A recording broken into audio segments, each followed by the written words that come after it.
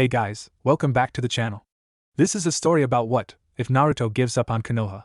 Before I start, please support for more amazing content, and do consider subscribing to my channel and share this video with your friends. This is written by Adamp53 and link in description and support writer. Let's start the video. Chapter 1. 3 years before Sasuke would be taken over by Orochimaru and become nothing more than a husk. He would no longer be the brother rival that Naruto had come to know. Merely imaging Orochimaru's twisted grin warping the Uchiha's face caused Naruto to retch.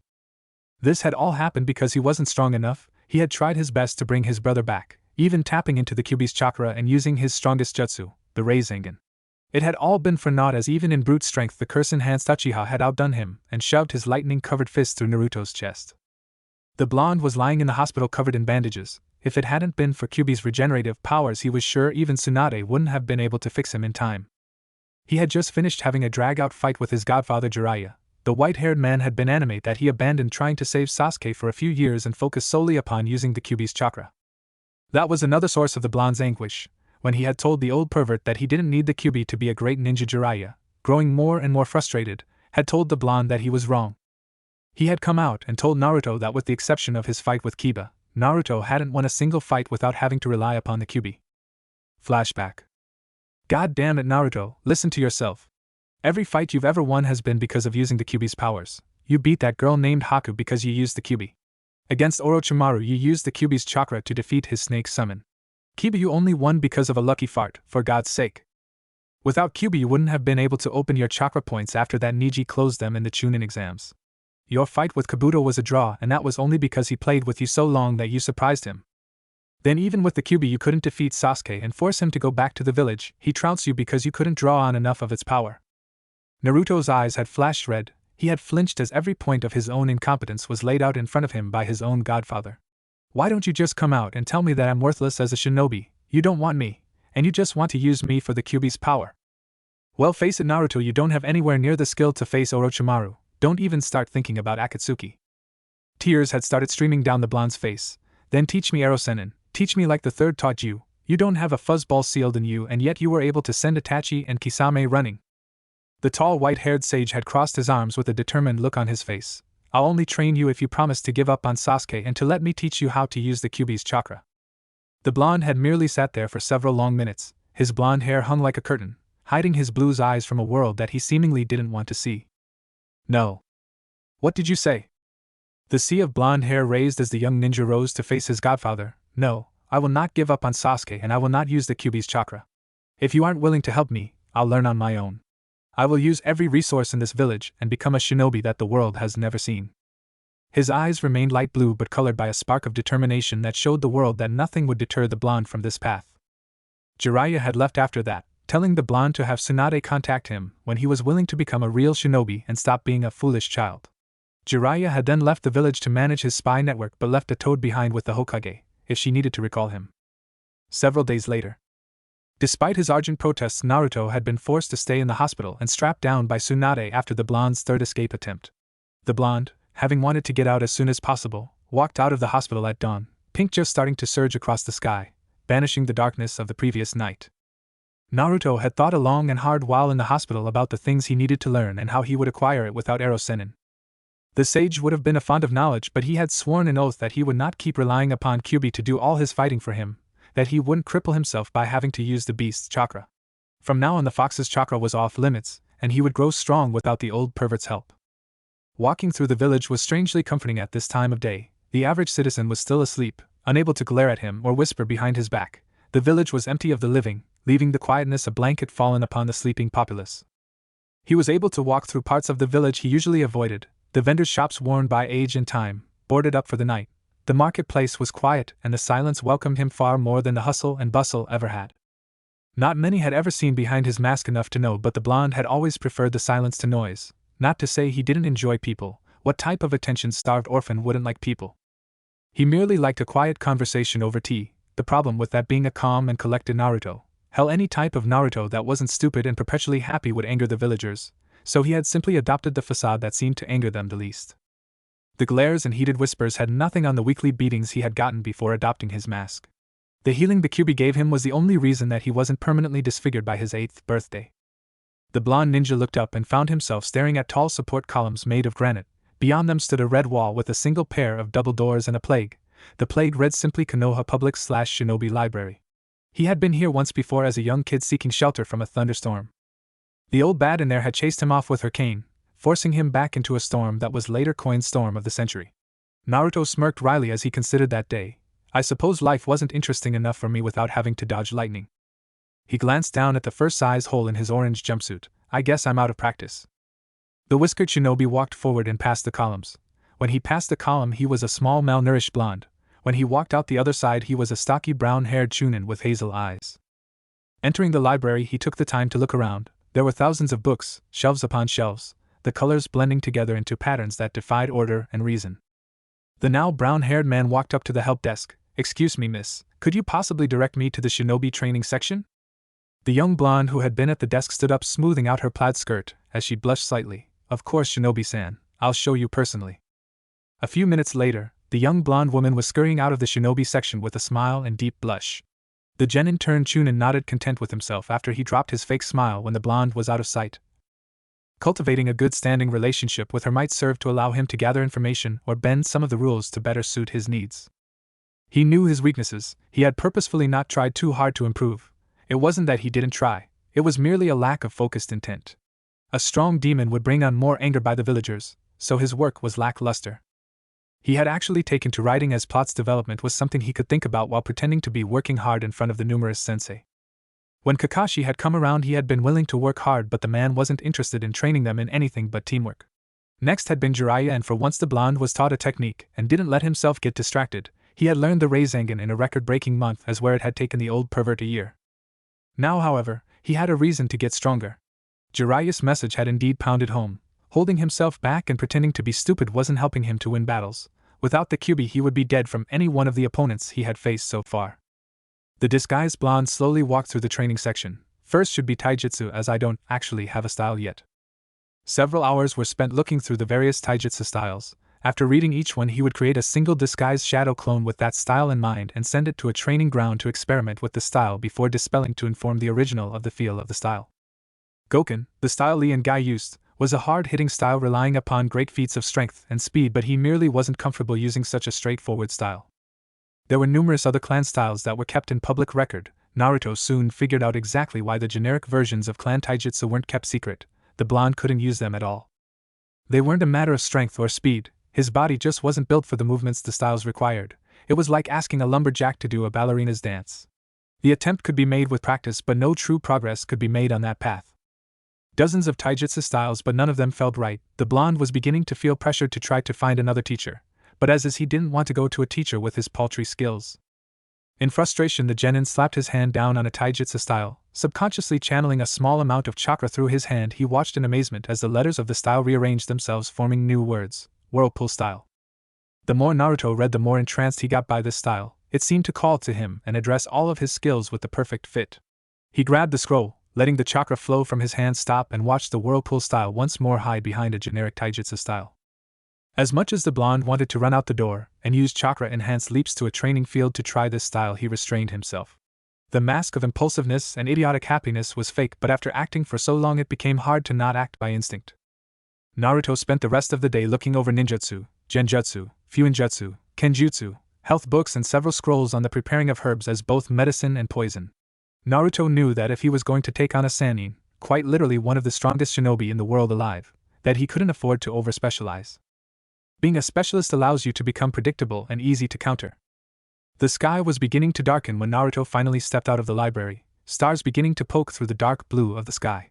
Hanging from the blonde's shoulders was a satchel stuffed to overflowing with scrolls and books. Upon his face was a look few ever saw on him inside the village. Gone was the hyperactive knucklehead, and in its place was a calm, determined and intelligent shinobi with a cause. He didn't know it, but others would notice this change and years later look back upon it as the day Naruto Uzumaki became Konoha's dark whirlpool. 262. Chapter 2. Training by yourself is a lot like hiking up a mountain. If you don't have a plan and start off running, you'll just end up stuck on a cliff exhausted and freeze to death. So Naruto decided to start his days training an asset that had been sadly ignored and even tarnished after years of little use: his mind. The blonde got up at 4 o'clock in the morning and went for an hour jog around the village to wake up before changing clothes. Adopting a henge, and walking towards the village's park. It wasn't that big, just some small rolling hills around a pond with a playground off in one corner, but what he was here for didn't take much room. Walking up one hill, he came upon a bunch of tables with old men sitting around them. He had seen them before and found out through Kakashi that this is where old men went to play games such as Go, Shogi, and some westernized game called chess. The silver-haired jounin had explained that these were all kinds of strategy games and had even suggested Naruto try taking them up so he could learn to focus more. Well, this would be the first time Kakashi had given the blonde anything of value. He waited for an old man's opponent to leave, then asked politely if he could play a game. The old man, covered in bandages, with an arm in a sling, and wearing a blue robe, merely grunted and waved his good arm at the opposite chair. When the disguised Naruto had explained that he didn't actually know how to play any of the games, the old cripple was visibly annoyed but calmed himself. Young people today, too much time spent on learning to use all the muscles except the one that counts. He tapped his finger against his temple to illustrate his point but then sighed and contented to teach Naruto how to play the games. The blonde took to go surprisingly well, probably due to the lack of rules, but still got trounced by the old man who didn't even seem to be trying. Shogi went remarkably worse as the old man seemed a master at manipulating everything on the board, whether they were his pieces or not, and without Naruto even knowing he was being manipulated. By the time chess came around, the blonde's brain was working harder than it ever had, trying to memorize every detail and put himself in the old man's shoes to be able to tell what he would do next. His opponent explained that what he was doing could be described as a sort of empathy. Putting yourself in your opponent's shoes was a more practical form, in his opinion, of the emotional understanding of another. They talked for long hours with game after game going by as Naruto grew to enjoy being tutored by the old man. His remarks were snide sometimes, but only about Naruto's lack of experience and age, not about his intelligence, as had been a great many go to insult with the young blonde. Naruto looked up at the sun and realized that it was about 9 o'clock and the stores he wanted to visit would now be open. He was reluctant to leave since this old man was the first to be able to teach him without being distracted by women, uninterested, or have 20 other kids to teach. However, he had a job to do. He needed to get stronger, and he couldn't let himself get sidetracked by simple things such as the desire of a friendly conversation over a game of chess stop him. His crippled opponent watched Naruto as he struggled with the decision to leave, but when the choice was made he let out a small smile, barely noticeable and only for a second, as the blonde said he had to leave to train and asked if he would be willing to play again tomorrow. The old man merely nodded as if he knew the question had been coming since the blonde sat down. Right as Naruto was about to leave, he realized his atrocious manners and bowed slightly to the elder. "I'm sorry all this time and I never got your name." The old cripple frowned and replied in his deep, gravelly voice, "It's polite to introduce yourself first, boy. And drop that henge, this isn't Shinobi Strategy Club, you're not fooling anyone." Naruto shot back up and his feet started to spread in a combat stance before he stopped himself and prayed that his new friend wouldn't disown him once he knew. With a sigh, Naruto disrupted the chakra construct around himself and revealed his blonde head and malnourished body to the world. He bowed again seriously. "My name is Uzumaki Naruto, and it's a pleasure to have played with you." The old man, surprisingly, bowed his head to the young shinobi. "I am Shimura Danzo. I will be here tomorrow morning at 4. Naruto's head shot up, as if it had been launched out of a cannon, as he looked at the old man, then smiled and turned before running back into town. Naruto's face was stretched slightly as he smiled brightly. Somewhat old enough to know about the Kyuubi accepted him even after catching him in a lie. He accepted him and wanted to keep playing tomorrow. Naruto stopped in the dark alley beside a weapons shop he had heard Sasuke talking about once, and since the team wouldn't settle for anything but the best, it followed that the shop was the best in the village. Slowly going through hand seals before his hand stalled before the last seal. Most shops in the village that service shinobi are ex-shinobi themselves. If I go in there, and they catch me under a henge like Danzo-san did, I might get thrown out. Naruto let go of the seals and allowed the built-up chakra to flow smoothly back into his system. Drawing in a deep breath, much like a first-timer about to jump off a diving board, he walked out of the alley and into the street. Immediately he could feel the glares focus on him as he was noticed. Unlike he always had before, he had no intention of letting the ignorant villagers tarnish his mood. Although he had never shown it before, the glares were constantly wearing away at his mask, always eating away at his psyche as he developed a sixth sense about when someone was looking at him, and their emotions when they did. Turning to the source of the glares, he met their eyes one at a time until they looked away. Naruto scoffed, "Cowards, only willing to show their hatred when I sit there and take it. First sign of resistance, and they fold." Naruto turned off the street and opened a door, setting off a small bell causing him to flinch. Stepping inside, he let his eyes sweep across the shelves. There were aisles made of wood, each stacked with different weapons and ninja equipment, everything from sandals to bins full of ore, prepared to be made into new weapons. Utilizing the same skills that had allowed him to paint the Hokage monument, Naruto slowly walked the aisles, checking all of the store's wares. Shuriken, kunai, swords, javelin, ninja wire, replacement headbands, and numerous weapons that he didn't even understand. They were certainly extensive in their variety, if nothing else. Walking past a wall holding bowstaffs, Naruto came across what he was looking for: swords. The book he had read said that the style he would use would rely upon the sword he chose. The problem with that being that he had no idea what type of sword would fit him. Sighing, he trudged to the back of the store where the counter would be, prepared for all the bigotry the village had shown him. When he walked around the last shelf, his jaw dropped as he saw the familiar twin-bund hairstyle of the self-proclaimed weapons specialist of Konoha, Tenten. The brown-haired kunoichi looked up and found the orange-clothes form of Naruto standing in her father's shop. "Hey, aren't you that kid from the Chunin exams?" "Yeah, you beat Niji. Never would have seen that coming, no offense." The blonde merely shrugged. "None taken," that was the general consensus. "I even heard that Kakashi placed a bet against me if I made it to the end and had to fight Sasuke." Tenten looked flustered for a moment. How could a sensei make a bet like that about his own students? Fortunately, her hands were behind the counter, so Naruto never saw them shaking as her fingernails bit into her palm. Taking a deep breath and exhaling slowly, she looked back up at Naruto. "So Naruto-san, what is it you were looking for today?" The blonde cocked his head to the side. He had seen the slight tremors in her forearms, and watched as the muscles flexing under her skin moved her sleeves, but merely shrugged it off. She didn't seem hostile to him, and that's all he cared about at the moment. "Just Naruto is fine. Formalities make my head hurt." "I was looking for a sword actually. I'm interested in taking up Kenjutsu, and I'm not sure what type would fit me. I figured that you could help me to find one that fitted me and could work as I grow." Tenten nodded her head as Naruto spoke. "Firstly, and I don't mean any offense here, but are you sure you're not already as tall as you're going to get? Some people are just naturally shorter."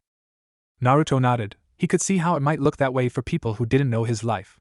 "I see what you mean, but recently I have taken to reading and discovered through a health book that my diet has been the cause of my inherent lack of stature. I was a bit of a cheapskate growing up and refused to spend much money on any food other than ramen. I am acting to rectify this situation presently and expect a growth spurt within the next few months." Tenten was standing stock still. She had always thought the blonde genin was kind of a simpleton. Since when did he start using words like inherit, or stature, or rectify? The truth was that the reason Naruto didn't buy other food was that he couldn't. He would often be thrown out of grocery stores the second he entered, and restaurants were no better. The only place that allowed him to eat in the village was Ichiraku ramen, so it became a staple of his diet. The weapons specialist shook herself and latched back onto the present. "Well, do you have a taijutsu style that you'll be incorporating the sword into?" The blonde momentarily stilled. "Should I tell her about the whirlpool style? There's no promise that she won't be an enemy someday. I should just give hints. I'm learning a new style that incorporates high speed, with light attacks building up to overpowering finishers." Tenten merely raised her eyebrow. "Well, that doesn't tell me much, but I'd say what you need is Jin." With that said, she walked over to the sword rack and pulled off a particular sword that sat silently in a black sheath. The pommel was simple dark leather wrapped around it with a stylized red swirl on the bottom. She handed it to Naruto, who tentatively pulled it out and examined the blade. It was about 70 centimeters long and maybe 4 centimeters wide, two-bladed and a strange black hue instead of the usual silver color metal takes when forged. "It's Sokka's sword from Avatar: The Last Airbender." Naruto looked back up to the brown-eyed kunoichi. "It's light." She merely nodded. "Yes, it's a part of the forging process that made it lighter than other swords of the kind." A sad sigh left Naruto's lips. "Sadly, this sword can't work. I said my style relied upon overwhelming power in the finishing moves." Tenten merely smirked. "Channel some chakra into it." The blonde raised an eyebrow and did as he was told. Suddenly the sword's weight increased exponentially and sliced through the air, and then the floor, until Naruto got a grip on it and stopped channeling chakra. Tenten merely let out a bark of laughter. "I meant just a little bit of chakra. There's a weight-increasing seal on the pommel. The more chakra you put into it, the heavier it will get. It also has more seals on it that can detect elemental chakra. If you pump regular chakra into it, it'll increase in weight, but if you put elemental chakra, it will react the same as any other chakra-conductive metal." Naruto nodded. This was a lot better than he thought. A frown erased the smile on his lips. "How much does this cost?" 750,000 yen. The blonde visibly flinched. It wasn't completely out of his ability to pay, but it would take a serious chunk out. A sharp look entered his eyes. Turned out actually using his brain this morning had more of an effect than he thought. "How about you let me have it for 500,000 and I'll write it in my will. If I die, the sword will return to you. If I don't, I'll become a famous shinobi and it'll become known as my trademark weapon, brining your store more business." Tenten huffed. "What if you don't become a famous shinobi?" Naruto racked his brain for a good response and settled for a compromise. "How about if a year from now I'll pay another 250,000 if I'm not famous or dead?" "Fine, but I'll decide what defines famous." Naruto paid happily for his new acquisition. It would fit perfectly with the whirlpool style. He gave the young weapons specialist a nod and turned to leave. Naruto, as long as you're here, might I suggest you get a new outfit? She said, looking at his torn and stained orange jumpsuit. I'll even help you choose the clothes. Naruto didn't know why, but for some reason he froze at the thought of a woman clothes shopping for him and started to whimper while holding his frog wallet. 262. Chapter 3. Tired is a sort of abstract concept. Some say they are tired after a long day's work, some say they are tired after a particularly fast-paced game of basketball. If these definitions of tired work, then Naruto wasn't tired, Naruto was freaking exhausted. The first thing Tenten had insisted he buy was weights. She had said that her teammate and sensei used weights and as a result had become scary fast. He didn't know what he had gotten into until she had helped him strap on 100 pounds weights onto each ankle and 50 pounds weights onto each wrist, and told him not to enhance his muscles with chakra. Even walking around the store with Tenten was a trial. Each step felt like he was pulling his foot out of mud. It took 3 hours, but the blonde eventually made it out of the store wearing his new outfit as well as carrying several others. All in all, he was much happier with his new wardrobe. Gone was the bright orange outfit that served to make him the most obvious target on the battlefield. He now wore a black vest with lots of pockets over a long-sleeve maroon shirt. Black combat pants went down his legs and were taped tight and tucked into black leather combat boots. Over it all was a maroon trench coat with a black spiral on the center, between his shoulder blades. After dropping off a majority of his purchases at his apartment, Naruto grabbed some scrolls and a granola bar before hurrying off to a training ground 7. Just running to the training ground had left the blonde's unlimited stamina severely dented. He had his hands on his knees and was panting hard as sweat ran down his body. Quickly taking off his new coat and vest helped immensely. After catching his breath, Naruto formed a cross with his fingers, Kage-bunshin no Jutsu. 7 identical clones popped into existence. Surrounded by their customary clouds of smoke, they turned as one and looked at the original. The only Naruto without his coat and vest merely cocked an eyebrow at the gathered clones. You all know what my plan is, stop wasting time and do it. The clones all nodded seriously and walked off before sitting by a tree and starting to talk. During his time at the hospital, Naruto had thought about the training abilities of Kage-bunshin. At first he had thought that if he made as many clones as he could at a time, then they would all learn the exercise he was doing at the same time, and he would learn to do it that much faster. But the problem with that is they would learn it the exact same way. His first plan was to make 100 shadow clones and have them all do the tree walking or water walking exercise. But the problem with that is that all of the clones would have the exact same perspective once made and hence have the same ideas on how to do the exercise. Doing the same mistakes 100 times and learning the same lesson from it 100 times isn't a great training tool. But making, say, 5 clones and having them discuss how to do the exercise, then each trying it in a different way, would create different perspectives for each clone. Once each clone dispelled the original would keep that clone's perspective in mind and create 10 more clones to continue that clone's training.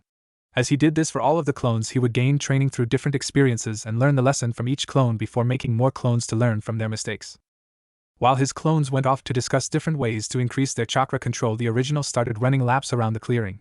While clones could help with anything, mental, physical strength and muscle memory could only be acquired through the original. As such, Naruto started running laps. After an hour or so he flopped onto the ground covered in sweat and crawled slowly towards a small creek bordering the training ground. 3 feet from the edge of the water, Naruto ran out of strength and lay boiling under the hot sun as it pounded onto his maroon and black-clad frame. Note to self: find a way to cool down. The water was so close, the blonde lay there watching the cool, refreshing water flow by. Scenes from the battle with Zabuza drifted through his mind, how the missing Nin and Kakashi had made giant dragons out of water without ever touching it. Rolling onto his side, Naruto sluggishly brought his hands together in the bird seal. It had been the last one of that water dragon jutsu they had used. Logic dictates that it was the one that brought movement to the water. Closing his eyes, he slowly started pushing his chakra in the direction of the water. At first, when he reached it, the water seemed to just flow around his water, as if it was a rock the water didn't want to interact with. Naruto tried to remember everything he had ever heard or thought about water. Maybe it was a perspective problem. Water is smooth and cool. It flows around but also slowly wears away. It brings life to the dehydrated but can flood and kill.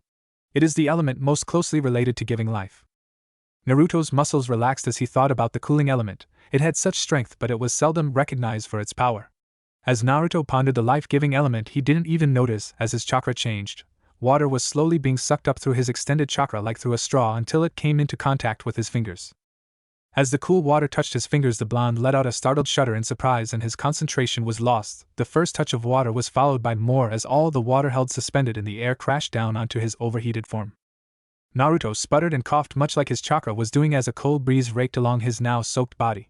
He shivered as his body cooled and power returned to his brain. He hadn't actually expected that to work, it had more been exhausted musing than an honest attempt.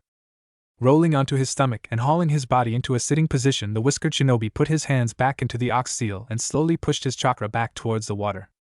He watched as the water rippled away from him as his chakra interacted with it. He tried to suck the water into his chakra like he did before, but try as he might, the water flowed around but not through his chakra.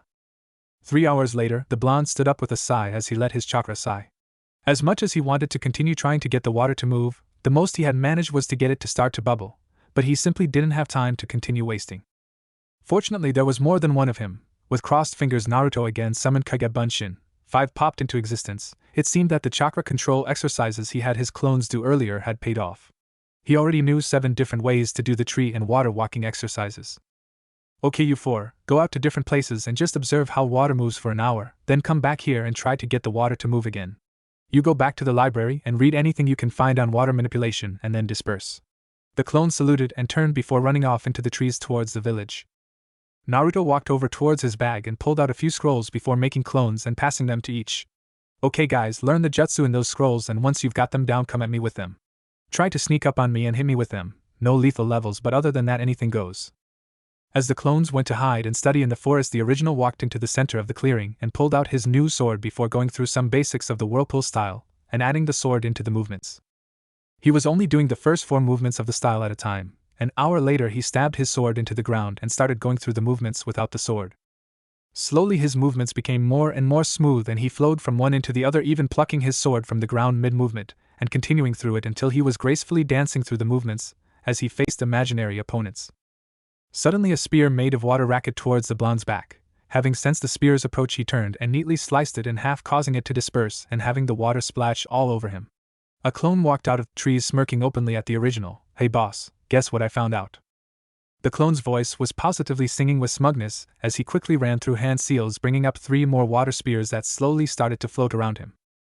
The original merely smirked back. That means if I beat you, I get to learn how to move the water and how to use that jutsu even faster. The original settled into the starting stance of the whirlpool of the style. Turning to his side, to present a smaller target, he extended his left arm palm up towards the water-wielding clone and his right away from the attacker before bending at the elbow, holding the sword at the offending clone as he bent his legs and settled in. The clone ran through more hand seals and the first of 3 spears surged through the air at the other blonde. The original stepped forward and to the side, swinging his sword down to again bisect the incoming spear. This momentarily left him off balance as another spear tore through the air at his exposed back. Leaning back, he barely made it under the water jet as it sailed past his throat. Using chakra to stick his feet to the ground kept Naruto from hitting the ground as he reached back and caught himself before pushing away to reach a standing position again and turning to face the clone. He watched as the clone brought his hand along his remaining spear and seemed to bring his hand along its length, seemingly shaving it with his arm. After about 20 seconds, instead of a spear, the clone was surrounded by a dozen samban made of water. Bright blue eyes glowed with excitement. I so have to learn that. A slight tap of boot on dirt was the only warning Naruto got before being sliced in half by a clone wielding 2 swords made entirely of wind. The falling blonde disappeared in a puff of smoke to reveal a log split cleanly through the middle. The real Naruto walked out of the timber and looked at the 2 smirking clones standing at the other end of the clearing. Well, this is going to suck. Although his mouth said the words, his eyes spoke only of excitement at the challenge before him. Chapter 4. Night had long since fallen by the time Naruto, bloodied and sore, stumbled into his apartment. He barely remembered to channel some chakra into his door before opening it. Once on the other side, he closed the rickety wooden door and examined the seal he had taped onto it. It wasn't a very advanced seal, actually one of the first the book had. Its purpose was to set off a loud screeching sound if someone opened the door unless he channeled chakra into it first. Later he would be able to make it only identify his chakra, but for now that was way ahead of the blonde. Nodding tiredly as he gazed at the seal, he turned and walked over to his couch before flopping down onto it and quickly passing into the land of sleep. 4 months later. Training Ground 7 was quiet. Not even the birds dared speak. Several figures vanished and reappeared around the clearing and in the surrounding trees. Blood splashed the ground as trees shattered. The river rose like a great beast of old. A gale of wind blew against the river, knocking it off balance, and it crashed down upon unsuspecting trees. In the middle of the clearing, one figure stood calmly. Blonde, spiky hair cascaded down to his shoulders. Tan skin was pulled taut over smooth, defined muscles. The blonde stood at 5 feet 11 inches with blue eyes closed but clearly moving beneath the eyelids. This method of training was something that his Go partner had suggested he do. His problem was lack of experience, both in combat and strategies. So the training was to create 2 sets of 4 clones and have one squad henge into Leaf Nin and the other into Kumo Nin, and have the squads form strategies on how to fight the other. After he made the Kumonin squad, he would have them read a book he had gotten about how Kumonin fought and use this to plan their strategies, to make it more realistic and change the perspective of the clones to ensure both teams didn't try the same thing. Direct combat wasn't the only method of utilizing this training. The enactments also included escort details and point protection, such as guarding a bridge. By gaining experience on both sides of the conflict, his mission experience increased greatly, and allowed him practice in using jutsu and thinking strategically. I really should thank Danzo Aji-sama for telling me about this. Another clone dispelled, and Naruto quickly sorted through its memories. Flanking by using Shunshin still left him out in the open for too long. He had been trying to speed up the Shunshin for a while now and had yet to get fast enough. His wind blade still took the full number of hand seals, but wind-style Great Breakthrough was now stronger than the original, being able to knock down medium-sized trees. Over the next several minutes, clones continued to dispel as the battle waged. In the end, it was the Kumonin who won the day, but only with 2 members of the squad left. After the survivors had dispelled, he was able to see why they had won. The Leaf Nin squad had tried a flanking attack, but in doing so had fallen right into the Kumonin squad's trap as they triggered several seals carved into the tree trunks. A slight tensing of the Bon's hand was all that heralded the arrival of an Umbu, cloaked in a tan overcoat and a tiger mask. Hokage-sama has requested your presence, Uzumaki-san. The blonde calmly nodded. Thank you, Umbu-san. The brown-haired Umbu nodded and disappeared in a swirl of leaves. Naruto sighed as his shoulders relaxed. Extending from each of his fingers were small tornadoes that could tear through armor or flesh. Slowly they disappeared. With a gust of wind, Naruto disappeared with a flap of his long coat. Hokage's office. Tsunade Senju was in a word board. Being Hokage of the village was stressing, faking calm, anger at not being able to go into the field to help, and politics.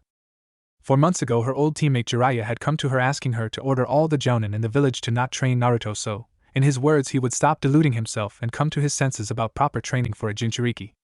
Needless to say, she had sent the old pervert flying through her window and over the village's outer wall. To think that her teammate, of all people, would deny his godson teaching based upon what he wanted to learn.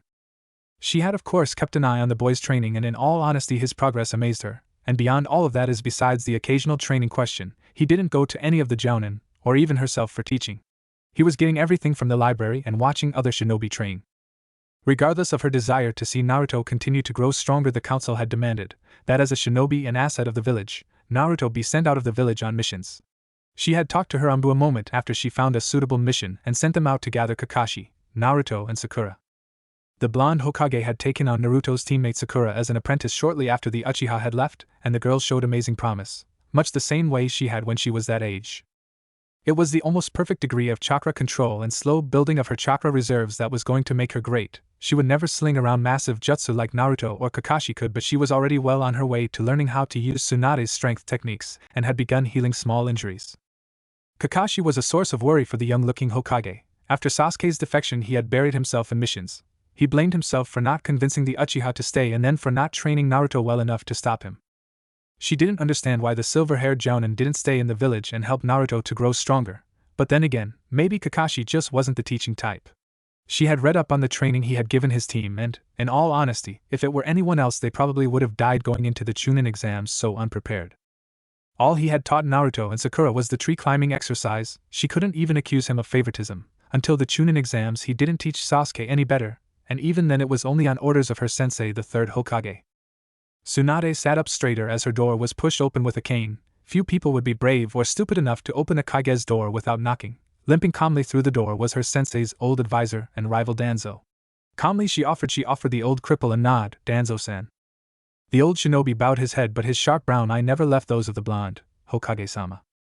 She respected the old man. One didn't get to be known as the Yami of shinobi without reason, but she knew that his method of protecting Konoha wouldn't always align with her own.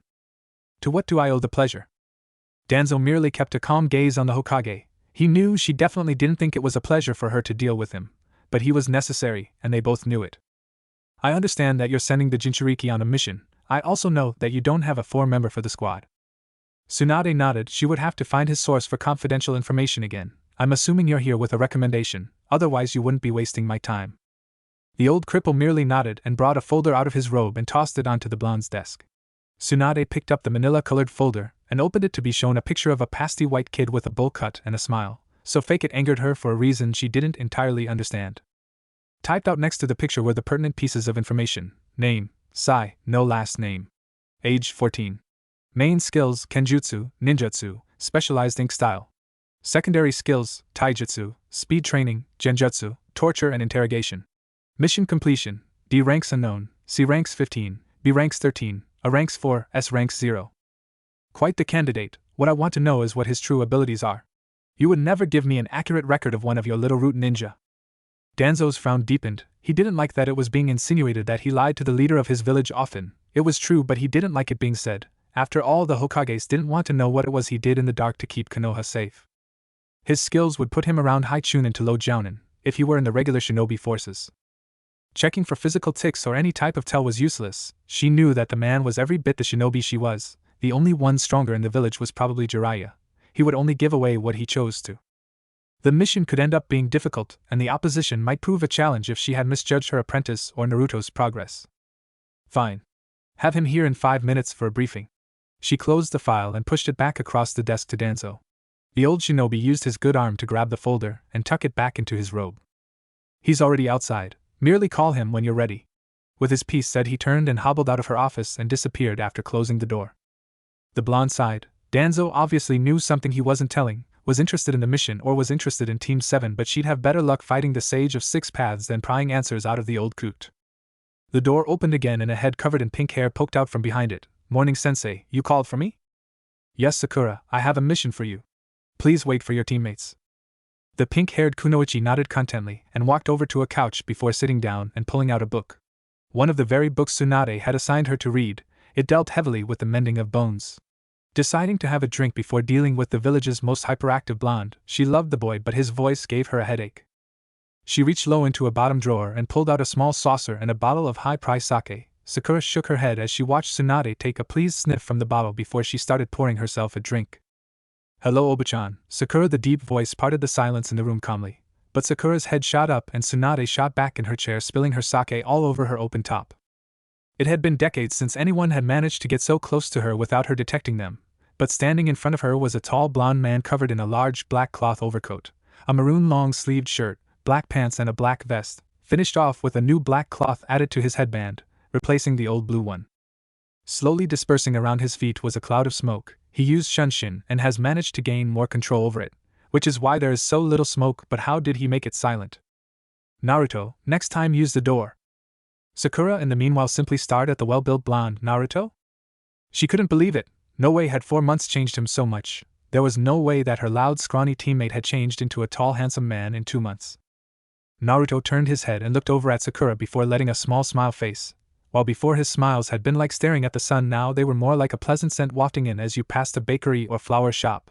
His smile now wasn't forced, and he looked content in life as he hadn't during any of their time on Team 7. Before it always seemed like he was smiling in spite of the world around him. Now he seemed to understand the world and have found joy in it, to have found a purpose. Sakura found a smile formed on her own face before she even realized it. Everything about Naruto now seemed to inspire confidence and hope. Hope for a better tomorrow, and that if you persevered that tomorrow would be waiting for you with open arms. Tsunade, however, was having a different reaction. She had seen that smile before and felt its effects. It was the same smile that Minato Namikaze, the 4th Hokage, had rallied his forces around him like moths to a flame. She had been the one who he had come to about setting up a diet regimen for healthier food, but I never expected him to turn into a carbon copy of Minato. His face had leaned down and baby fat was gone. His eyes conveyed kindness to his allies, but she knew behind those eyes could be a frigid wasteland that would swallow his enemies whole.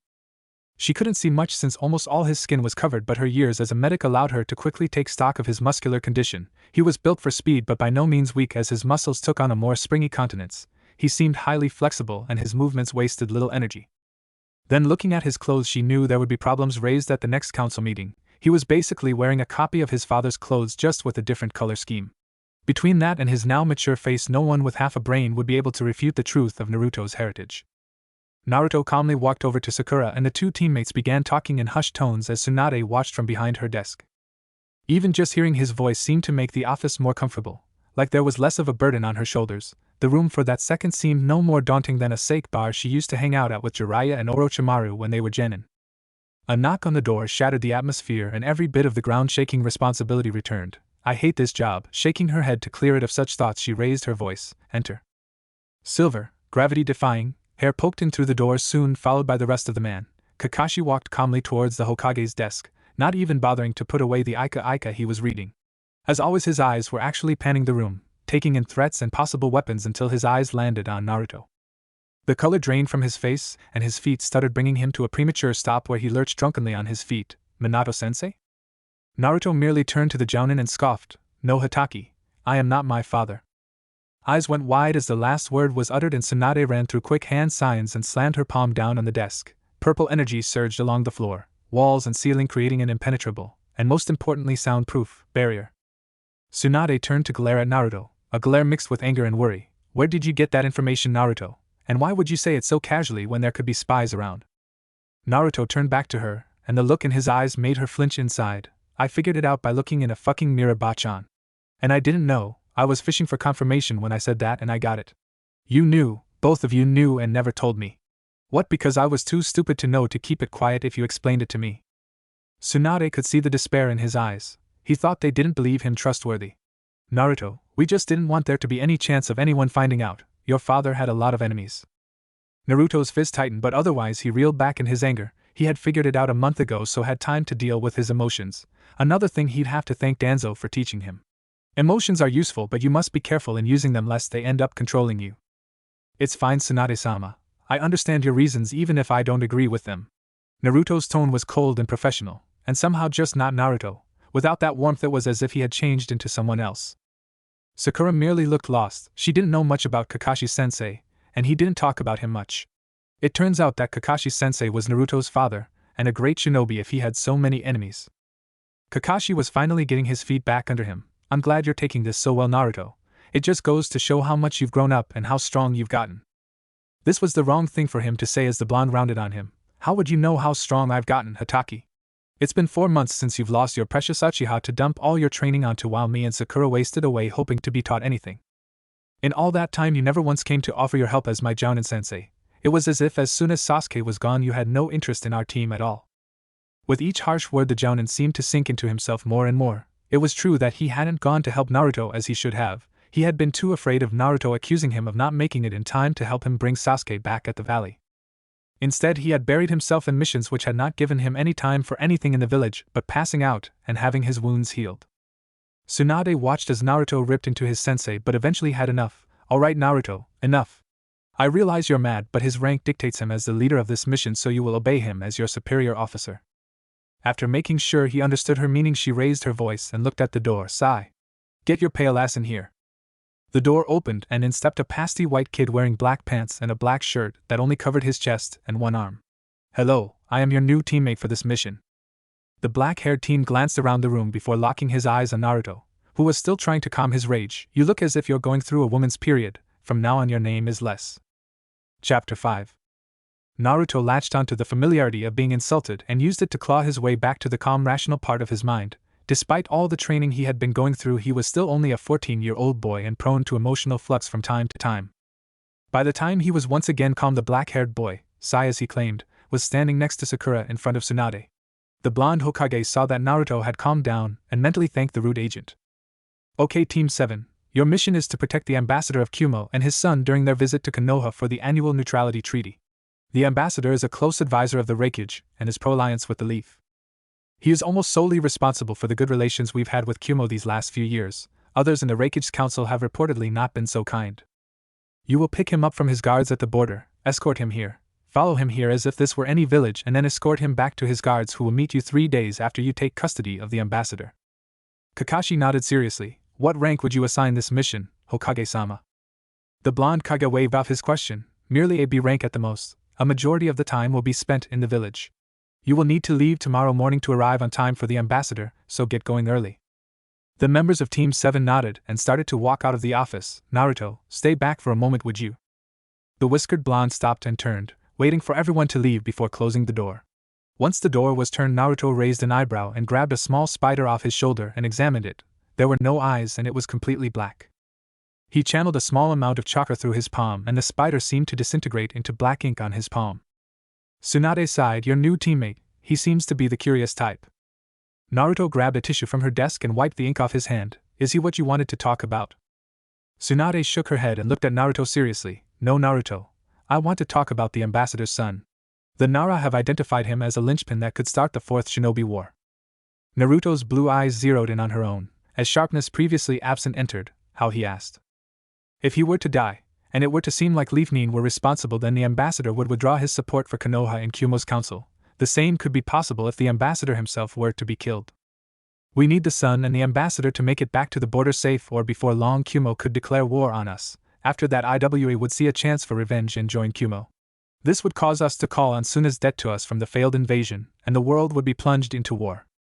In order to prevent this, if a conflict arises, you are to protect the sun, while your team protects the client. Naruto nodded. Do we have any enemies that you suspect will aim to use the linchpin? Tsunade conceded his point and folded her hands before her face. Only those who could figure out that there is one to use. Other than that, it should be people with a grudge against the ambassador or bandits. Understood, Oba-chan. If I'm dismissed, I think there are some things I need to do before tomorrow. When Tsunade nodded, the blonde disappeared with a small gust of wind and the sound of a coat flapping in the wind. Training Ground 7. With the help of the wind, Naruto was at the training ground in the blink of an eye. He gasped for air and slowly forced himself to stand straight up.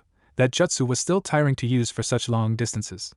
Once his breathing calmed, he summoned around 200 clones. Alright, all of you, 3-minute walk in any direction, then come back here. I want to get Birato, Blade Storm, down tonight. Keep practicing until you get it down or dispel. Naruto walked to the middle of the clearing as his clones ran off. Once there, he channeled chakra into the weights on his arms and legs, unlocking the weights concealed there. With small booms, they hit the ground. Then, bringing his arms up, he crossed his fingers and pushed some chakra into his coat, down through the threads until he reached the weight seals put on it. The coat glowed blue for a moment before returning to normal. Then, running through a short series of hand signs, Naruto unlocked the resistance seals he had placed on his chest. I really need to find a way to do this faster. I'll be killed before I can get my weights off. Oh well, nothing to do for it now. I'll just not wear my weights when we're outside the village. Moving carefully, Naruto began to walk around the clearing, then to jog, and finally to run with seemingly exaggerated carefulness. Finally, he stopped and sighed. The first time he had taken his weights off, he wasn't prepared for the difference in speed and knocked himself out against a tree. Then, grinning fiercely, he seemed to vanish and dents started appearing on trees all over the clearing. Naruto's blonde hair looked like a firefly zipping about in the failing light of the day. After about an hour, Naruto appeared in the center of the clearing, breathing slightly harder than normal, and looked over his shoulder, at a seemingly normal tree, and into the stunned black eyes of Sai, who thought he had hidden from the blonde. The black-haired teen quickly melted into a pool of oil as Sai retreated. Danzo-sama will need to know this. The Jinchuriken is much more powerful than the reports say. By the next morning, the trees surrounding looked as if a battalion of samurai had fought its way past them. The last of the clones had dispelled hours earlier, and Naruto slept comfortably in a tree. After getting up and stretching, the blonde headed into town. Quickly arriving at the weapons shop, he found Tenten in. He had started regularly coming to them for his weapons and equipment, finding Tenten's father to be one of the few who didn't hold his burden against him. Much of his money went to buying equipment to replace his previously subpar gear. With the customary chime, the blonde walked through the door and up to the counter. On his way there, he had to dodge a blunted kunai that shot at his leg. He placed his arms on the counter and leaned forward as Tenten came out of the back room. You're getting better. That would have hit you last month. I'm glad you stopped using your sword to block things like that. Yeah, you'll kill me if I break the sword before becoming famous, I know. The blonde drawled out with a smirk. This had become a sort of routine for them when he came to buy things. If Tenten was working, she would throw blunted kunai at him until he learned to dodge them. The first time he had used his sword to block instead of dodge, she had smacked the poor blonde and dragged him out to a training field to show him how to use his sword properly. Since then, she had become something of an occasional kenjutsu trainer/sparring partner. I need some more kunai and some shuriken, maybe a few saban if you have them. Tenten glared at him exasperatedly. You're not still trying to channel water around your weapons, are you? There's a reason people don't do that, Naruto. All it's doing is wearing down your weapons and making them rust. The blonde stood back up. I'm getting closer. It almost worked last week. Just you wait and see, I can get it to work. Tenten merely sighed. She had been trying to tell him why it couldn't work ever since he had proposed the idea to her, but the blonde idiot had just continued to say he was making progress. Whatever, idiot. She stuck her tongue out at the blonde as he passed her his money, before walking back to the aisle and grabbing what he needed. Bye, Tenten, see you when we get back. Naruto called as he waved on his way out the door. Don't die too pathetically. We need to get famous off you. Tenten called back mischievously. Once out the door, Naruto vanished in a stream of wind. He arrived at the front gate an instant later. He was able to hide his labored breathing from his teammates. I'm getting better. A few seconds later, he was breathing normally and standing beside Sakura and their new teammate Sai. Sai didn't seem to have any pack at all, but there was a small bag of seals on his hip. Sakura was only armed with a single pouch of kunai and shuriken. Checking the sun, Naruto figured they were 10 minutes early. Hataki should arrive about an hour after that, and we'll have to really race to make it there on time. Shockingly, after 5 minutes, Kakashi appeared in a puff of smoke, holding his trademark orange book. Noticing the surprise on Naruto's face, Kakashi smiled and sighed, "This is the least I can do." "Alright team, let's get going." With an eye smile, the silver-haired jounin started walking past the Chunin guards at the gate, quickly followed by the rest of Team 7, both old and new. The first thing Sakura noticed when they set out was that traveling with Naruto wasn't the same as before. He was still willing to talk and was always looking around, but even how he did that was different. Before, it was like he was looking at every tree and bush for the first time, and such simple things would excite and please him. But now the way his eyes were moving was more reminiscent of some of the older shinobi she had treated at the hospital, always looking for enemies to launch an attack from hiding. Sakura had no idea that, in fact, the purpose behind Naruto's wondering eyes hadn't changed at all. He merely didn't hide it anymore. He had always been checking for a sneak attack, not because Irika had told him to always be on his guard on missions, but because he was always on guard even in the village.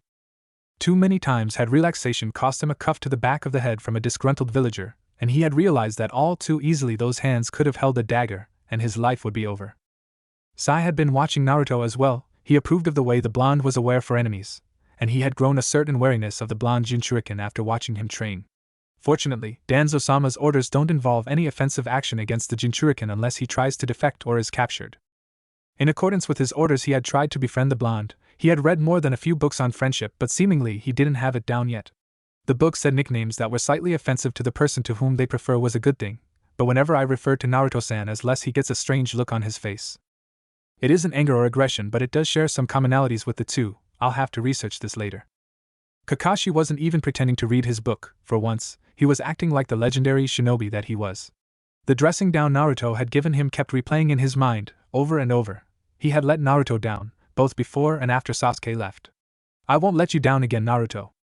The trip was spent in relative silence as Naruto and Sakura traded the occasional comment, while Sai silently observed and Kakashi threw in a word here and there. Several hours and Sakura was starting to pant heavily. While her stamina had increased greatly over the past few months under Tsunade, she still had a long way to go. Kakashi saw and signaled that they would walk for a while. "We're close enough to the border anyway. Might as well give everyone a chance to recover." Naruto made the transition silently. Walking without a single change in his breathing, he took a deep breath in through his nose. He had always enjoyed a better than average sense of smell, probably inherited from the Kyuubi, and enjoyed the smell of trees. He smiled softly. He could smell the grass, the leaves, the bark, the animals in the timber, and something bitter. The blonde focused harder on that scent, leaving the others behind as he tried to identify the tangy bitter smell. With a start, he remembered the smell. He had gone to Shizen to get help with learning about poisons. After seeing her blow out a poisonous gas when fighting Kabuto, she seemed like the best option. She was helping him learn to make his own, but it was slow work. "The smell is coming from the forest. That means they're enemies, or we just happened to be passing other shinobi." He mentally scoffed at the second option and lightly flared his chakra. Kakashi turned back to Naruto with an eye smile. "Do you think that the ambassador will be an annoyance, Naruto?" The blonde merely raised an eyebrow. "So he wants to know if there's an annoyance nearby. I'd say enemy shinobi count." "I'd say so, Kakashi-sensei. They're all the same and you never seem to know how many of them there are. In my opinion, they're more a poison than a bomb." The silver-haired jounin shrugged and turned back to the reed. "So he was able to smell the poison. Good job, Naruto." "I know what you mean, Naruto. Give me a squad of shinobi any day over a politician." Sai had also started paying closer attention. If he was reading the conversation right, there were 4 poison-using shinobi waiting out there to ambush them. "I need to ask Danzo-sama for more training. I only detected 3 of them." Sakura meanwhile was subtly pulling Saban out of a thick bracelet on her wrist. "I won't be useless again. Watch me, Naruto, Kakashi-sensei."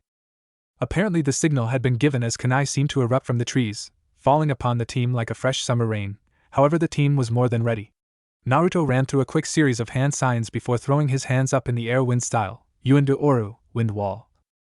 From his hands a wall of wind exuded, quickly buffeting the thrown weapons down into the dirt at his feet. With the customary snapping sound of his coat, the blonde was gone. Sai kneeled on the road and within 3 seconds 2 large ink lions leapt off the page and charged into the woods, with Sai disappearing in an ink shunshin. A puff of smoke behind Kakashi signaled the arrival of 2 shinobi, both dressed in a mix of dark green and gray. The older of the 2 wielded a pair of trench knives similar to a suma and wore the standard jounin vest. The younger was a small boy wielding a tanto with dark brown spiky hair. The boy tried to slash at Kakashi's leg but was still unstable from the shunshin, probably still not used to the disorientation. Kakashi mused before lifting his leg and stomping on the tanto, sending it to the ground. He followed up with a side kick that sent the boy skidding along the road past Sakura and into the forest on the opposite side of the road they had come from.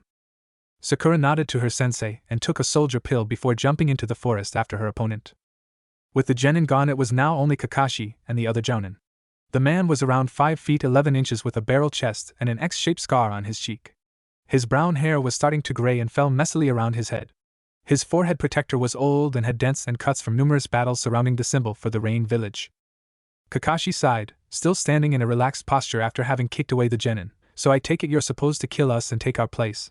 Once you take custody of the ambassador, you'd kill him and his son? It was said more as a statement than a question. Both older men knew the truth of the shinobi world. The other man merely entered his stance, ready to fight Konoha's famed copy ninja. Kakashi shook his head sadly. The fool doesn't even know who he sent his genin to fight. For what it's worth, I'm sorry. The elderly shinobi was so shocked by the sincerity in Kakashi's voice that he allowed himself to prolong the fight. Sorry for what? The silver-haired jounin looked right into his eye as he pulled up the headband covering the legendary Sharingan. I'm sorry for the loss of your genin. As if to punctuate his statement, a short, high-pitched scream of pain and fear sounded from deep within the trees before being suddenly cut off. Ishin! The jounin clearly wanted to run towards the source of the scream and help his student, but experience told him there was nothing he could do for him now. With a furious scream, he ran through seals and thrust his palm towards his Konoha counterpart, Uotosupia, water spear. Water flowed out of the canteens on his back and shot at the silver-haired jounin, who leapt to the side to dodge as the water roared past him. Pulling a kunai, Kakashi rushed forward at the aiming. With an added hand seal, the water, now behind the charging Kakashi, turned and rushed at Kakashi's exposed back. A spear made of water exploded from the Sharingan-wielding shinobi just as he was about to bring his kunai down on the elderly ninja. Such a disappointment, that one of your status should be taken out by such a simple trick. Kakashi's eyes widened as the water spear was yanked out of his lung, and he fell to the ground glaring up at the other jounin. The elderly jounin moved forward with his trench knives to finish the job and stopped in front of the downed Kakashi. I'll make it quick. Just as he moved down to make the cut, the Kakashi in front of him seemed to waver and then fall apart, as if a mirage. Then a blinding pain and a loud screeching blinded his senses. Turning his head slightly, he saw Kakashi standing behind him with his lightning-covered hand plunged through his back. As the jounin began to fall, Kakashi pulled out his hand and caught his dying enemy, gently lowering him to the ground, and slowly closed his eyes. Your team will be along shortly. Guide them through the afterlife as you have through this one. After offering a small prayer for the downed shinobi, Kakashi stood up. Should probably go make sure everyone is alright. With a surge of speed, the road was clear, except the body of the jounin sensei of the AIM team. With Sakura.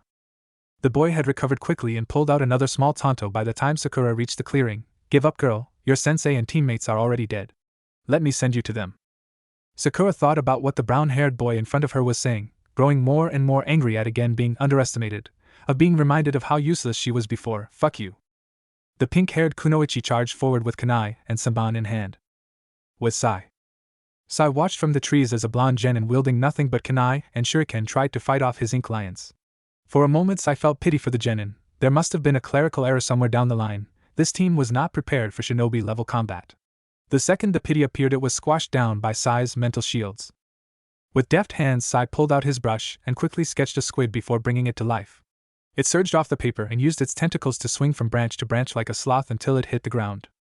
The genin had actually managed to dispel one lion but had a deep slash to the thigh.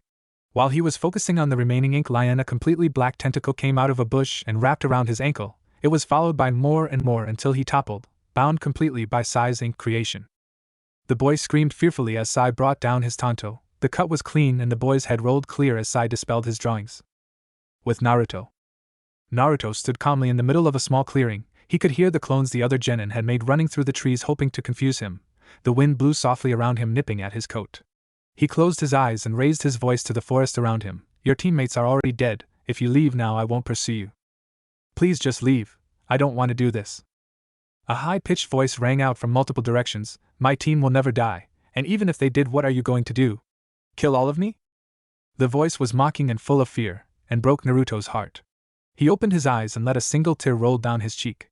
He turned on his heel and started walking back towards the road, calling back with a voice full of remorse, I killed all of you 10 seconds ago. Splashes of water were heard all over the clearing as shadow clones using chameleon hifu, chameleon skin justu, let their camouflage fall as they stabbed the boy and all his clones in the heart. With Sakura.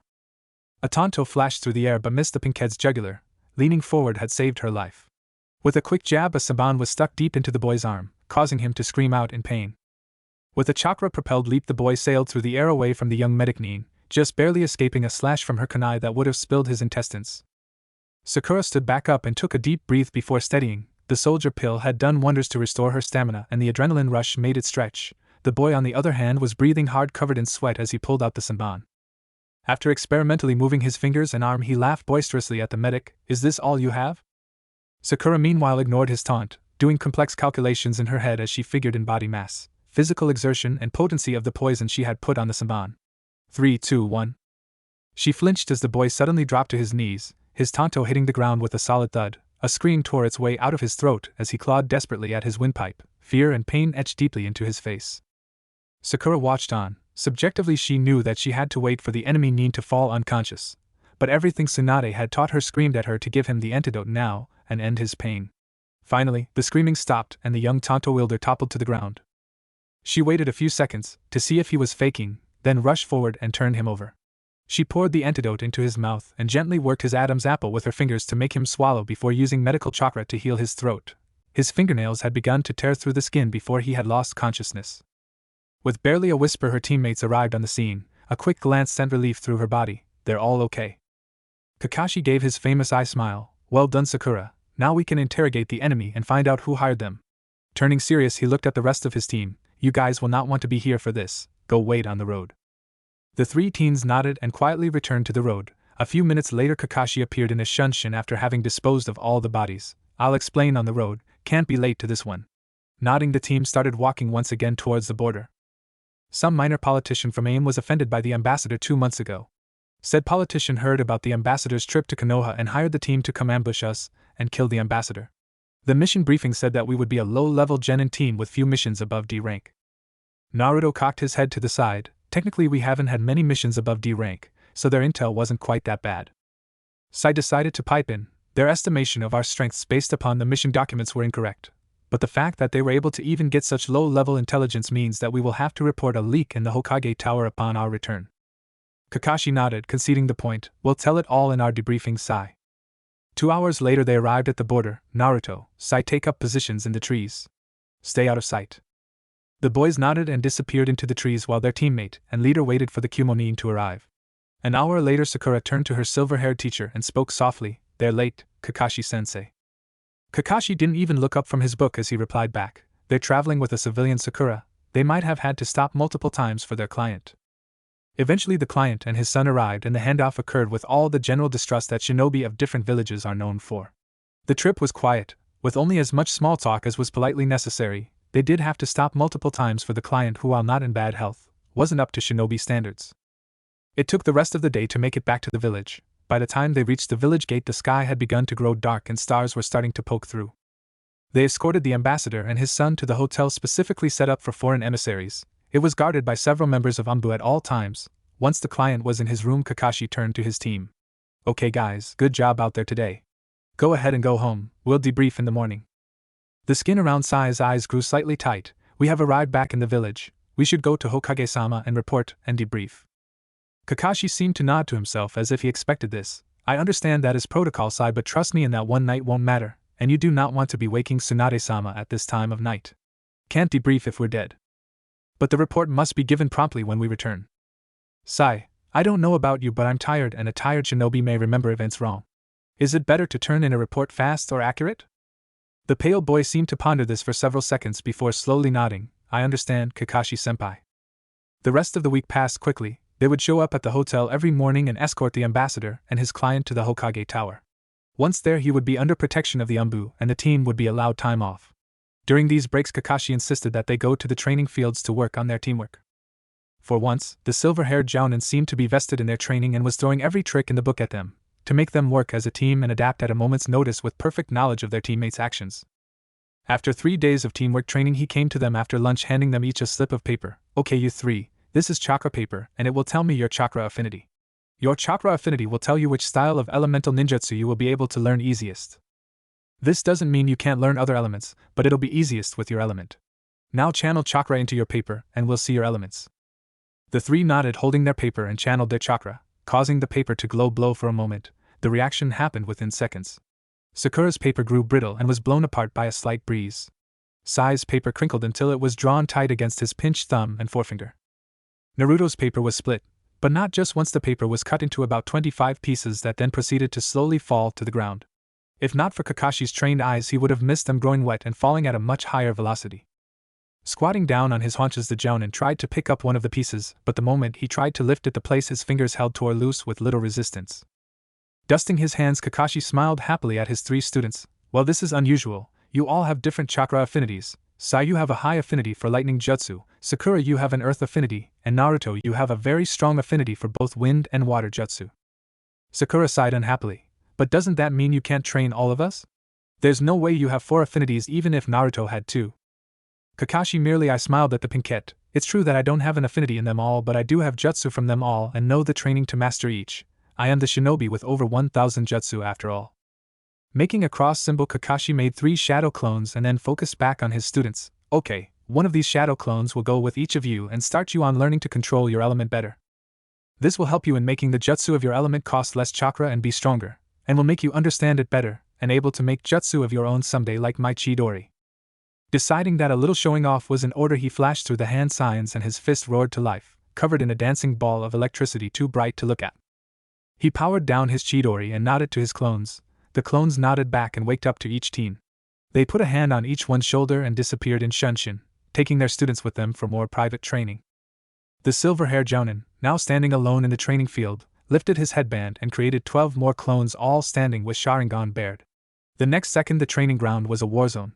Fire, water, lightning, wind and earth were flung about with almost casual ease while retaining surgical precision. Trees shattered, waves crashed, and the earth surged. I won't fail my team again. With a flare of chakra, the weight seals deactivated, and the silver-haired jounin moved with speed that would have made a certain spandex-wearing man cry tears of joy. The clones threw jutsu of every element at the original, but he was little more than a blur now as he whizzed between his clones, who could only go as fast as the original could with his weights still active. The battle waged on for hours when Kakashi formed twin Chidoris and focused his chakra through his hands, causing the Chidoris to extend to the length of a tanto, plunging them through the clones' chests, causing them to dispel, ending the fight. Should go get them. We have to go pick up the ambassador. The team had set off at sunrise the day and was well on the way to the rendezvous point with their client in tow. All in all, it had been a rather boring mission, at least for Team 7. The ambassador seemed perfectly content with his visit, and his son was just doing what little kids usually do, being bored. If nothing else, the week was productive in that it helped to rebuild the bridges that both Naruto and Kakashi had feared burned. It helped make Kakashi Naruto's sensei again. Naruto was still pissed that his silver-haired teacher had failed to teach him before, but he was making up for it now. Better late than never.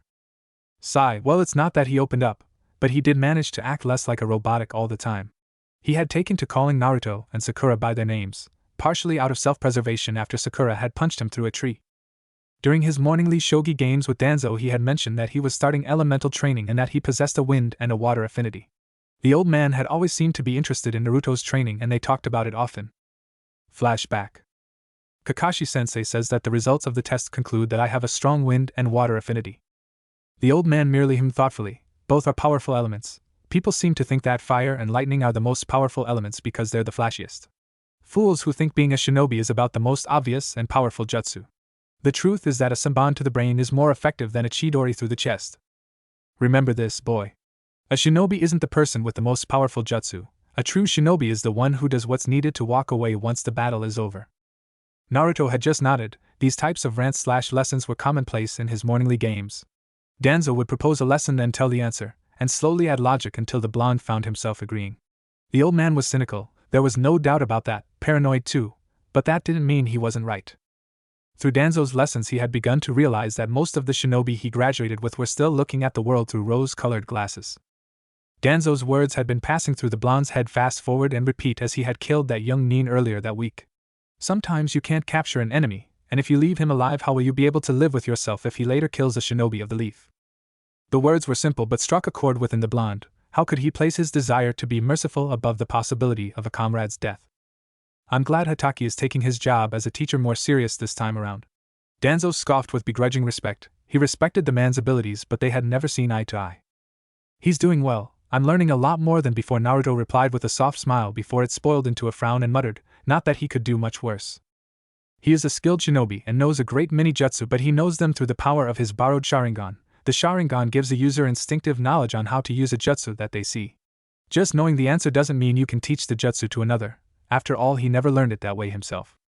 While I may not know as many jutsu as Hatake, I do have an extensive library of water jutsu and personal knowledge of wind jutsu. The Hokage would not appreciate my keeping this knowledge to myself and has been hounding me to turn over any jutsu I appropriated during the wars for years, so you must understand that if you accept my training it must be kept secret from everyone. Naruto's frown deepened but his eyes were sharp. He didn't like the idea of keeping things from his team or Tsunade, but he understood that shinobi often became hoarders during times of war and didn't always turn over their war spoils to the village. He had learned that from Danzo and understood it well, being a lifetime hoarder himself. Having almost all the vendors in the village refusing to service him had taught the blonde to never give up something that he couldn't get back. Give me time to think about it, Danzo Aji. With that said, the conversations ended. Danzo knew eventually the boy would meet a challenge his training couldn't prepare him for, and at that point the blonde Jinchuriki would come to him for training. He just had to hope the boy would survive that trial. Of course, that was why he had assigned Sai to Naruto's team. Almost anyone who knew the old root leader would be shocked if they knew it, but Danzo actually liked Naruto.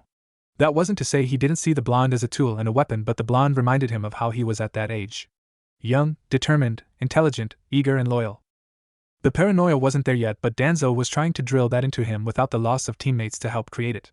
Paranoia was a useful skill, one that he insisted be taught to all of his root agents, but Naruto was a special case. He couldn't have instructors constantly throwing kunai while he was taking a shower or eating breakfast, not right now anyway. So he taught the slow way, the same way the first Hokage and second Hokage taught him and Sarutobi, with cynicism and stories of how things went wrong. The road was easy, well-traveled, and even a civilian could eat up distance quickly. Fortunately, this time the ambassador and his kid were fresh and had not spent the day walking like they had when Team 7 had taken custody of the two. By noon they were at the rendezvous point and exchanged brief greetings with the Kumo team and a grateful goodbye to the ambassador and his son. They turned and started on their way back to the village. There were dark clouds a few miles away and the occasional distant rumble of thunder. 20 minutes later a much closer roar brushed past their ears, causing them to turn, looking down the long road that led to Kumo. They could see smoke rising lazily, disappearing into dark clouds. They spared a glance at each other and nodded. Even if the ambassador was no longer technically under their protection, they knew Konoha would still get the blame if they were able to detect the battle and not help. That, and Naruto had divulged to them earlier that week the linchpin theory, and that any harm to the ambassador or his child could have disastrous consequences for Konoha and the rest of the shinobi world. They covered the ground quickly, Naruto and Sai splitting off to come in from the flanks as the blonde made clones to take their places with quick use of the henge. Kakashi and Sakura made it to the battlefield first. One Kumo-nin was left. He was bleeding heavily from a gash on his right bicep, but he held strong to an earth wall that was keeping the ambassador and his son from being bisected by a thin high-pressure jet of water. The other three shinobi on his team were strewn around the road. One was laying on the side of the road exactly 1 foot shorter, his head laying down in the ditch. A second was pinned to a tree by a Tonto, but had also managed to place a kunai in his killer's temple before he went. The other nin was wearing the headband of the waterfall village. The last member of the team had apparently gone down hard. The earth around him was scorched by multiple lightning strikes. Unfortunately, he was also surrounded by a pool of water tainted with dark swirls of blood. Both his and the waterfall nin lying at the edge of the pool. Most likely the water had been put in place before the lightning user had tried to shock the waterfall nin, and had killed them both. Kakashi and Sakura took all this in within a second and sprang into action. Kakashi sprinted forward as he flashed through hand signs before pointing at the water attack. Reishin, Reito Yari! Lightning release, light spear. A thin bolt of lightning lit up the ground as it surged around the water at contact. Quickly flowing upstream, it raced back to the enemy nin and into the tree line. The water suddenly stopped, allowing the lightning to arc harmlessly into the ground. Sakura meanwhile ran to the Kumo nin holding the earth wall in place and launched a devastating front punch at the earth wall, causing it to not only break but to shoot into the forest, 100 pieces of rock flying at the speed of a kunai. Trees were punctured and torn to shreds as this hail of dirt and rock flew through them. The enemy barely escaped the range of the defensive wall turned projectile. His path to escape brought him to the road. He wore a green flak jacket and clean blue slacks, reminiscent of the Konoha Jounin uniform. Covering his face was white combat bandage. It reached up to his eyes but allowed his short dark brown hair to spike up slightly and wave in the slight breeze. Charcoal brown eyes seemed to sparkle as he eyed Kakashi and Sakura. Through his bandage-made mask a hungry smirk could just barely be made out. Kakashi of the Sharingan, this must be my lucky day. The girl isn't bad either, in more ways than one. Sakura remained impassive at the comment. One of the first things Tsunade had done was to beat that overly emotional hair trigger out of her. She was busy figuring out what poison of her arsenal to use on this man. The fact that he dodged both her and Kakashi's attacks proved he wasn't a lightweight. Kakashi reached up and pushed his headband to a level position, revealing his Sharingan tomes spinning angrily around his pupil. The unnamed Nin focused his gaze on Kakashi's torso. So you know how to counter the Sharingan? It wasn't a question but a statement. The man chuckled. I've been wanting to meet you for a long time. He reached back and pulled at a pommel sticking up over his shoulder, slowly revealing a large cleaver-shaped blade. Now, for a moment he seemed to shudder in some type of ecstasy before stilling and looking at the two Konoha Nin and the survivor of the Kumo team. Let's play. Before she gets here and ruins all my fun, he added in his head. During the ensuing standoff, the soft pitter of falling rain started to grace their ears before the downpour reached them, drenching them all. The sword-wielding Nin let his head fall back and barked out his laughter. This just really isn't your day, Hataki. Suetun, Ryujinga Hibi. Water style, Raging Serpent. In a split second the hand signs were done and the falling rain provided all the water that was needed to form a behemoth of a snake, made entirely of water with glowing yellow eyes. With no hesitation it launched forward. Kakashi and Sakura jumped to the side while the Kumo Nin flashed through hand signs of his own, standing directly between the charging snake and the terrified ambassador. Doton, Pado Umi. Earth style, part the sea. His voice was like gravel, low and rough, but as he slammed his hands down on the earth, two slabs of solid bedrock rose, forming together at an angle like the tip of a blade. The falling rain didn't help him, but he still managed to hold the jutsu together.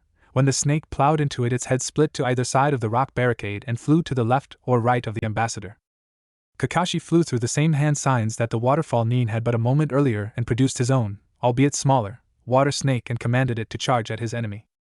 Sakura meanwhile sprinted at the enemy while throwing a veritable barrage of poison kunai, Senbon, shuriken and poison-ladled smoke bombs. Once close enough she leapt into the air, focusing chakra into her first, just as Tsunade had taught her. The waterfall Nin swept his gigantic sword, batting away the kunai, Senbon and shuriken before bisecting the great snake. The rain did a good job of keeping the poison from the smoke bombs of ever drifting up to his mouth or nostrils. At the last second before he was going to give the flying girl the same treatment he had the snake, he sensed her. Begrudgingly he took a step back and his place was filled by a green-haired girl dressed in fishnets with a large gourd on her back. She looked up at Sakura and cocked back her own fist before meeting the pink-haired medic fist to fist. Sakura was at first shocked when the new girl had gone to meet her punch and then steadied herself and surged even more chakra to her forearm, wrist and forearm. It was this that kept her arms still attached. When the two girls' punches connected, Sakura cried out in pain as the bones in her hand and wrist were shattered to pieces and her momentum reversed, sending her flying back into the waiting arms of the earth. Kakashi stared and quickly took in the new information. Who is this girl? Sakura had enough chakra in that punch to shatter trees. The green-haired girl looked over at Kakashi. No check that she was looking past Kakashi at the ambassador. The girl was paying the silver-haired Jounin no mind whatsoever. In a soft but deadly serious voice the girl spoke seemingly to herself and to them. Fu needs you to die now. Chapter 9. Any other words the green-haired girl had intended to say were interrupted as a tsunami wall of wind and water surged from the trees, blowing her away as her teammate stabbed his cleaver into the ground, using it both as shield and grappling hook against the winds. The girl wasn't so lucky, as she was sent flying through several trees before coming to rest against a particularly sturdy oak in another clearing. Before a second had passed, black snakes surged out from behind the tree, wrapping around the momentarily stunned girl and began constructing with all their considerable might. The lack of oxygen actually forced the girl back into focus as she used brute strength to start ripping her hands free of the snakes. Though she had managed, the sizing creations weren't so easily beaten. The snakes fell apart before forming back together around her chest and constricting even harder. With every snake she would grab and rip to pieces, it would just reform within moments when she focused on another. With a frustrated and angry cry, orange chakra started surging from her body. It was slow at first, but as the chakra gained more detail, the snakes seemed to disintegrate as if doused in acid. By the time a tail reminiscent of a stinger made of chakra sprouted from her lower back, the snakes were burnt and dispersed. She stood up, slightly crouched over with her eyes sweeping the trees. In some of the very trees she had just passed over where Naruto crouched, wide-eyed and unable to move as his mind traveled back to the Valley of the End. That's just like the Kyuubi's chakra cloak. She was looking far to his right when suddenly her head whipped back, staring straight at him through his cover. What the fuck? Was all Naruto had time to think before she appeared in his tree and swung at him with a chakra-covered fist. The blonde's speed training hadn't been for nothing though, as he leaned back, easily dodging the girl's fist. While leaned back, he swept his left arm forward and released a kunai, which he kept hidden up his sleeve when she was in his arc. The small blade flew directly at the extended girl's temple and was able to end her life when a small carapace-covered hand made out of chakra grew out of her shoulder and swatted the kunai away. That's just not fair, he muttered, annoyed. The blonde back flipped away and into the clearing just as the waterfall Nin brought her fist down on the tree where he'd been standing, blowing it to pieces. Naruto calmly reached back and brought out his sword, the sun reflecting off its well-maintained black blade. Holding up his other hand with 2 fingers extended towards the sky, he whispered, Kage Bunshin no Jutsu. With near silent popping sounds and small clouds of smoke, 7 replicas of the blonde, sword and all, were standing around the original. He was honestly dying to ask her about being a Jinchuriki, but the way she shattered that tree suggested she wasn't in a talkative mood. With a nod, the clones disappeared from sight. The girl seemed to start dancing in place as she bent forward, then backwards, then jumped before doing a cartwheel, all the while puffs of smoke would occasionally burst around her from seemingly nowhere. The clones had been moving at speeds too high for most Chunin, or even some Jounin to see, but this girl had managed to take them all out. When she stopped moving, Naruto allowed himself a small grin. It hadn't been a bloodless affair for the chakra-cloaked shinobi. On her arms and legs were small cuts that slowly dripped blood down her fishnets. Not wasting any time, he did what he'd been wanting to for a while. You're a Jinchuriki, aren't you? The girl didn't show any emotion as her voice drifted over the clearing. Fu is holder of a monster. She's obviously the Jinchuriki. Either she's trying to lie or she refers to herself in the third person. That's kind of crazy. An image of Gaara with his sand swirling around him as he laughed crazily while demanding blood flashed through his mind. Never mind, she is completely understandable. Fu took advantage of his musings and focused on bringing out a second tail. Once it had formed behind her back, she disappeared with speed rivaling his own. His lapse in concentration almost cost him as he barely managed to bring up his sword to block the punch traveling towards his head. Her punch was stopped, but she was steadily pushing forward, slowly bending his blade back towards him. If it weren't for the lightweight abilities of his sword, he was sure it would have shattered by now. Crap, how do I get out of this? If I fall back, the punch will land, but she's too damn strong to overpower, and I need at least 1 hand for all my ninjutsu. Damn it, I can't even see with this rain dragging my hair down into my eyes. Wait. Naruto slowly directed his chakra down towards his feet and felt it swirl through the puddles they were standing in. He pushed his chakra through one puddle to another until his chakra saturated much of the water in the clearing. His blade was inching closer to his face as he struggled to stave off Fu's fist. He pushed his chakra out again faster and made it heavy with his water nature, and could feel the chakra-laced water in the clearing react to him. He had read it was easier to perform jutsu on water that was already filled with chakra. There was no way he could perform a jutsu through his foot, but he remembered that day when he had manipulated the water without hand signs. The water sluggishly began to gather behind the waterfall Nin and begrudgingly rose into the air before dragging itself towards her back. The speed it was moving at would be laughed at by any respectable shinobi, but he only needed it as a distraction. The water crashed into Fu's back, startling her. She shoved off Naruto's sword, knocking him off his feet while throwing a backhand at the presumed enemy behind her, only to hit nothing. Channeling chakra to his weights, Naruto felt himself become lighter by several hundred pounds. He stabbed his sword into the ground, then began to flash around the clearing at random, but always circling Fu. With each appearance, he would fly through hand signs before hitting his stomach and launching a ball of condensed air at the bewildered Fu. She dodged as best she could, but before long a shot clipped her shoulder, knocking her off balance, and into another shot, then another and another as Naruto took advantage of her inability to dodge. So I better finish this part of the plan fast. I don't know how much longer I can keep this up. He didn't look it, but he was tiring quickly. His muscles were being pushed in ways he hadn't done before in training. His speed was now pushing into mid-jounin territory, and he could feel a few of his leg muscles tear before being repaired by the Kyuubi. Naruto started through the familiar set of hand signs before suddenly a loud roar shook the clearing and he was flung back into and through a large tree. Blearily, he made it back to his feet and gazed into the field. There, standing in the middle surrounded by broken ground and blood, was Fu, now covered in an orange cloud of chakra that slowly began to take the form of a beetle with 3 scorpion-type tails. The second she started to turn towards him, he used all of his speed to get away from his landing spot. Less than half a second later, he appeared in a tree deeper in the forest on a different side of the clearing. Half a second after that, he was flung back into the clearing with a broken arm. He rolled hard and came up on his feet, but obviously in pain, cradling his arm. Through clenched teeth, he growled when Fu walked out of his hiding spot. How did you find me? She merely held up her hand and a small cluster of flying insects began to circle it as she regarded them calmly. She was no longer wounded, he noticed angrily. The insects speak to me. They tell me where you hide, little leaf. Fuck, how can I avoid insects in a forest? Naruto thought furiously and came up with the obvious answer, you can't. He glanced for a second at his broken arm as it got that pins and needles feeling, as if he had let it fall asleep and it was just now awakening. Quickly he jabbed his fingers into his shoulder, and the arm went limp. Bubbling out of his skin was the red chakra of the Kyuubi, pulling his bone back in and mending the flesh. After the chakra had receded, he jabbed his arm again. Fixing protruding bones like that hurt like a bitch.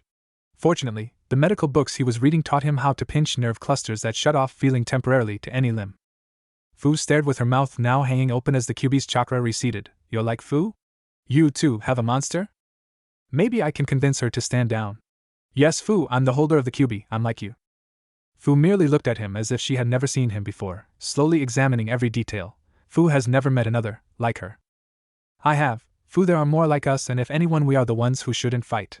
This, he patted his stomach for emphasis, makes us family. Fu stared longingly at the blonde for a moment. Family?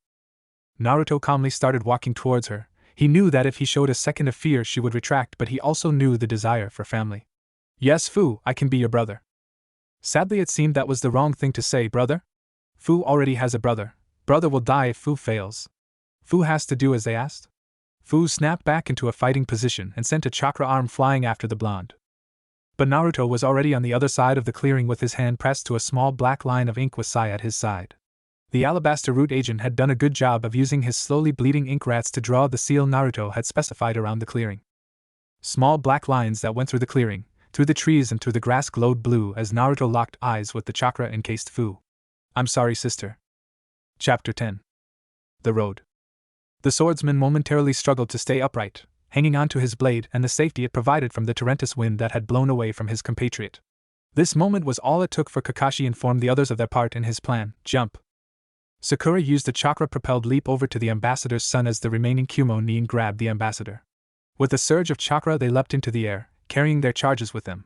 Once the silver-haired Jounin saw them free of the earth's embrace, he, too, soared into the air while flashing through hand signs. At the apex of his flight he finished his hand signs and thrust his spread fingers towards the waterlogged ground. Right-un, Furishidoragon, Flash Dragon.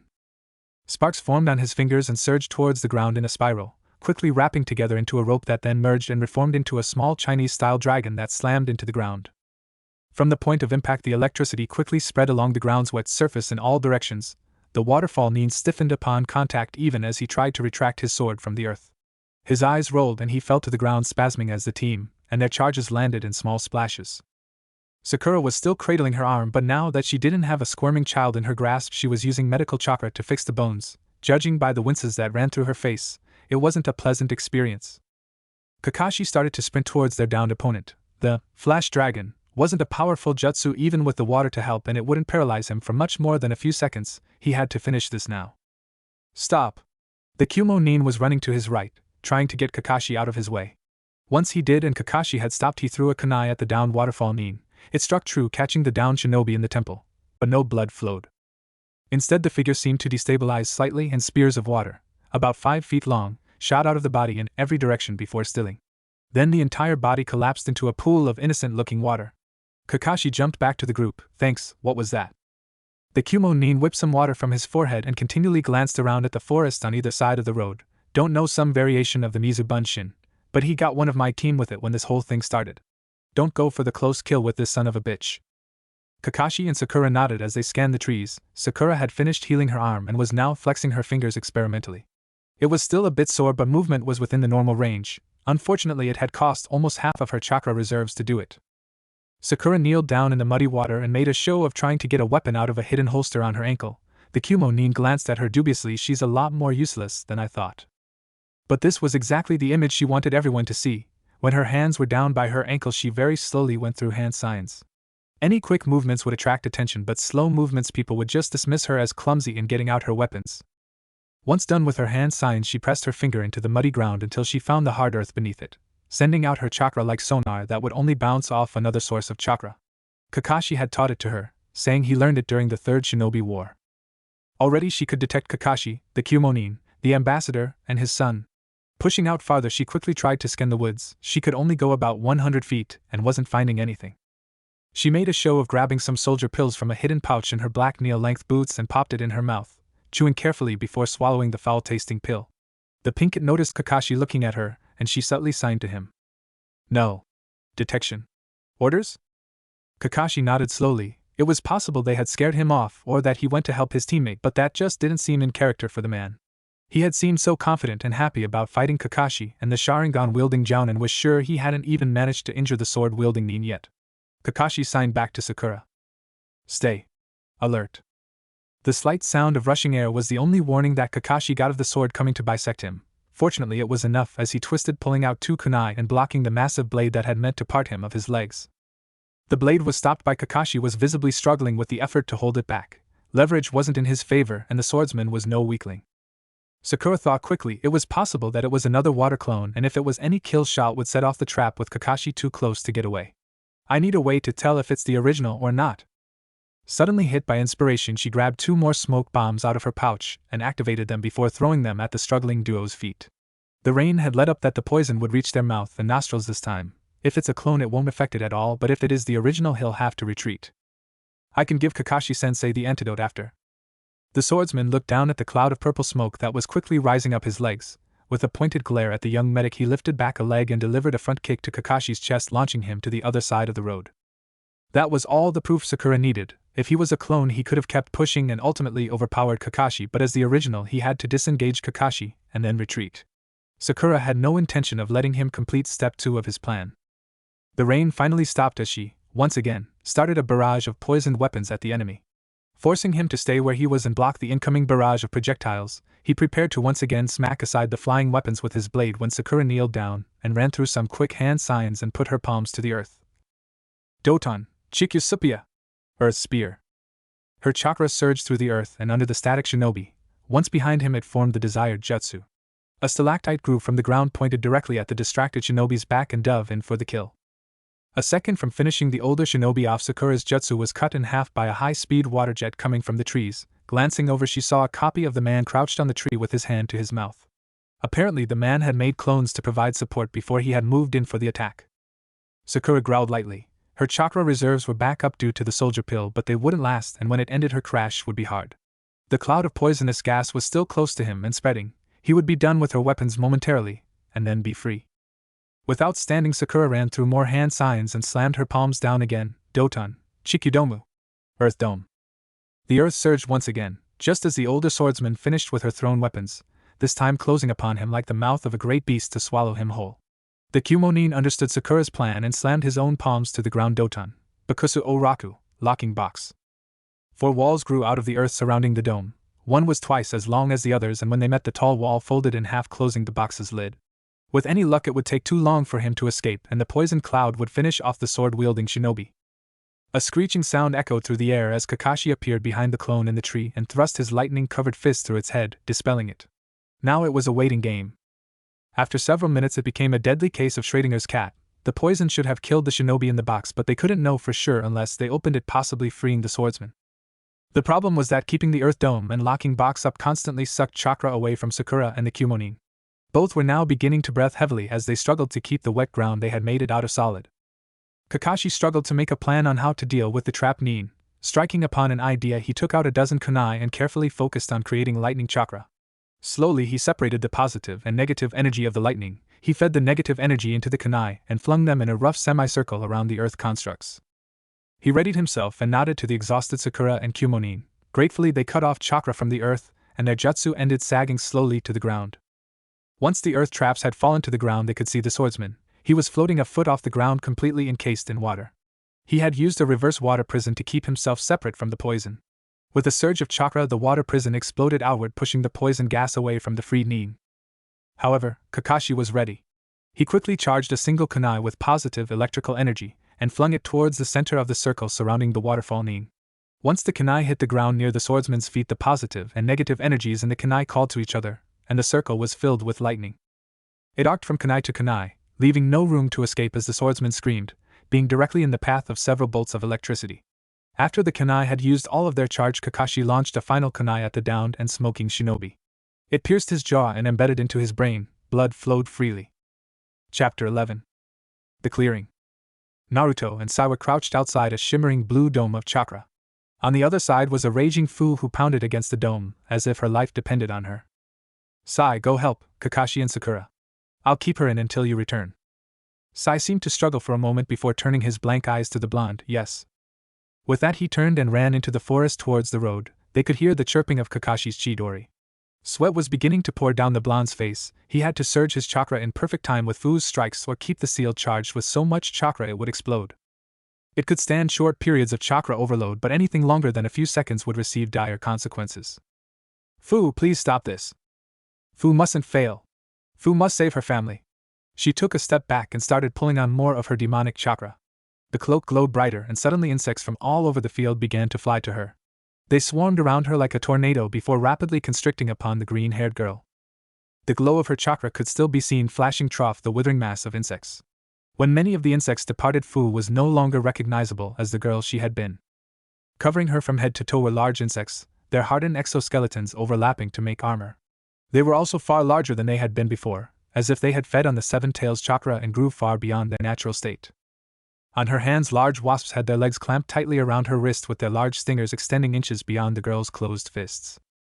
Slowly the bugs began to shift as even more chakra flared from the green-haired woman, and the bugs began to seem to melt and reform together into one large xenomorphic skeleton around her body. When it stopped, solid black and green armor seemed to flow down her arms and legs, a large carapace covered her torso, 6 large transparent wings extended from her back, and 5 stinger-type tails were curled behind her. She opened her mouth and screamed. Naruto flew back through several trees and was then implanted firmly into a large rock. He lay still for a moment, but then a muscle spasmed, and he coughed up large amounts of blood as he fell from the rock's hold. The QB was working overtime to try to heal his wounds, but it would take time. There were shattered bones, torn muscles, and ripped tendons all over his body. He laid on the ground, coughing out the blood that was gathering in his lunges as the QB slowly started rearranging his bones back into place. The road. Sai arrived just in time to see Kakashi finish off their opponent. They looked tired and Kakashi was breathing like his chest hurt, but other than that fine, and the client was alive. Kakashi-senpai, Naruto-san has the woman contained within a barrier seal, but I'm not sure how long it will last. The enemy seems to be a Jinchurikin. As if to prove his statement, a huge gust of wind, heavy with demonic chakra, flooded the road coming from the clearing where Sai had left his teammate. Acting quickly, Sai, Kakashi and Sakura leapt into the trees. Sai led the way, and before long they were at the edge of the tree line. The clearing had almost doubled in size and Naruto was nowhere to be seen. Slowly walking towards the north end of the clearing was a figure in black and green armor with wings and tails. Definitely not Naruto. Sai pulled out a scroll and quickly sketched a large bird. With a push of chakra, the bird leapt off the page and Sai onto its back as he soared into the sky. Kakashi nodded to Sakura and together they circled around towards the armored Fu. Once in position, Kakashi leapt out, landing 20 feet from Fu just as he finished his hand signs, Katan, Grand Fireball. Flames shot from Kakashi's masked face and engulfed the armored figure. Kakashi figured this probably wouldn't harm her, but it wasn't supposed to. Just as the fire started to falter, a tree swung horizontally and crushed the waterfall girl into the air. She sailed at high speeds as Sakura dropped the tree. Fu ultimately started to fall back towards the earth, but before she hit the tree line, the wings on her back came to life and held her easily from the earth's embrace. Suddenly, small black and white birds began to dive bomb the flying girl. She swatted ineffectively at them for several seconds before noticing the sizzling sound. The explosive tags on the ink birds' backs exploded, engulfing Fu in smoke and flame. Did it work? Sai flew in circles around the cloud of smoke that hung steadily in the air, waiting for confirmation of damage to the Jinchurikin.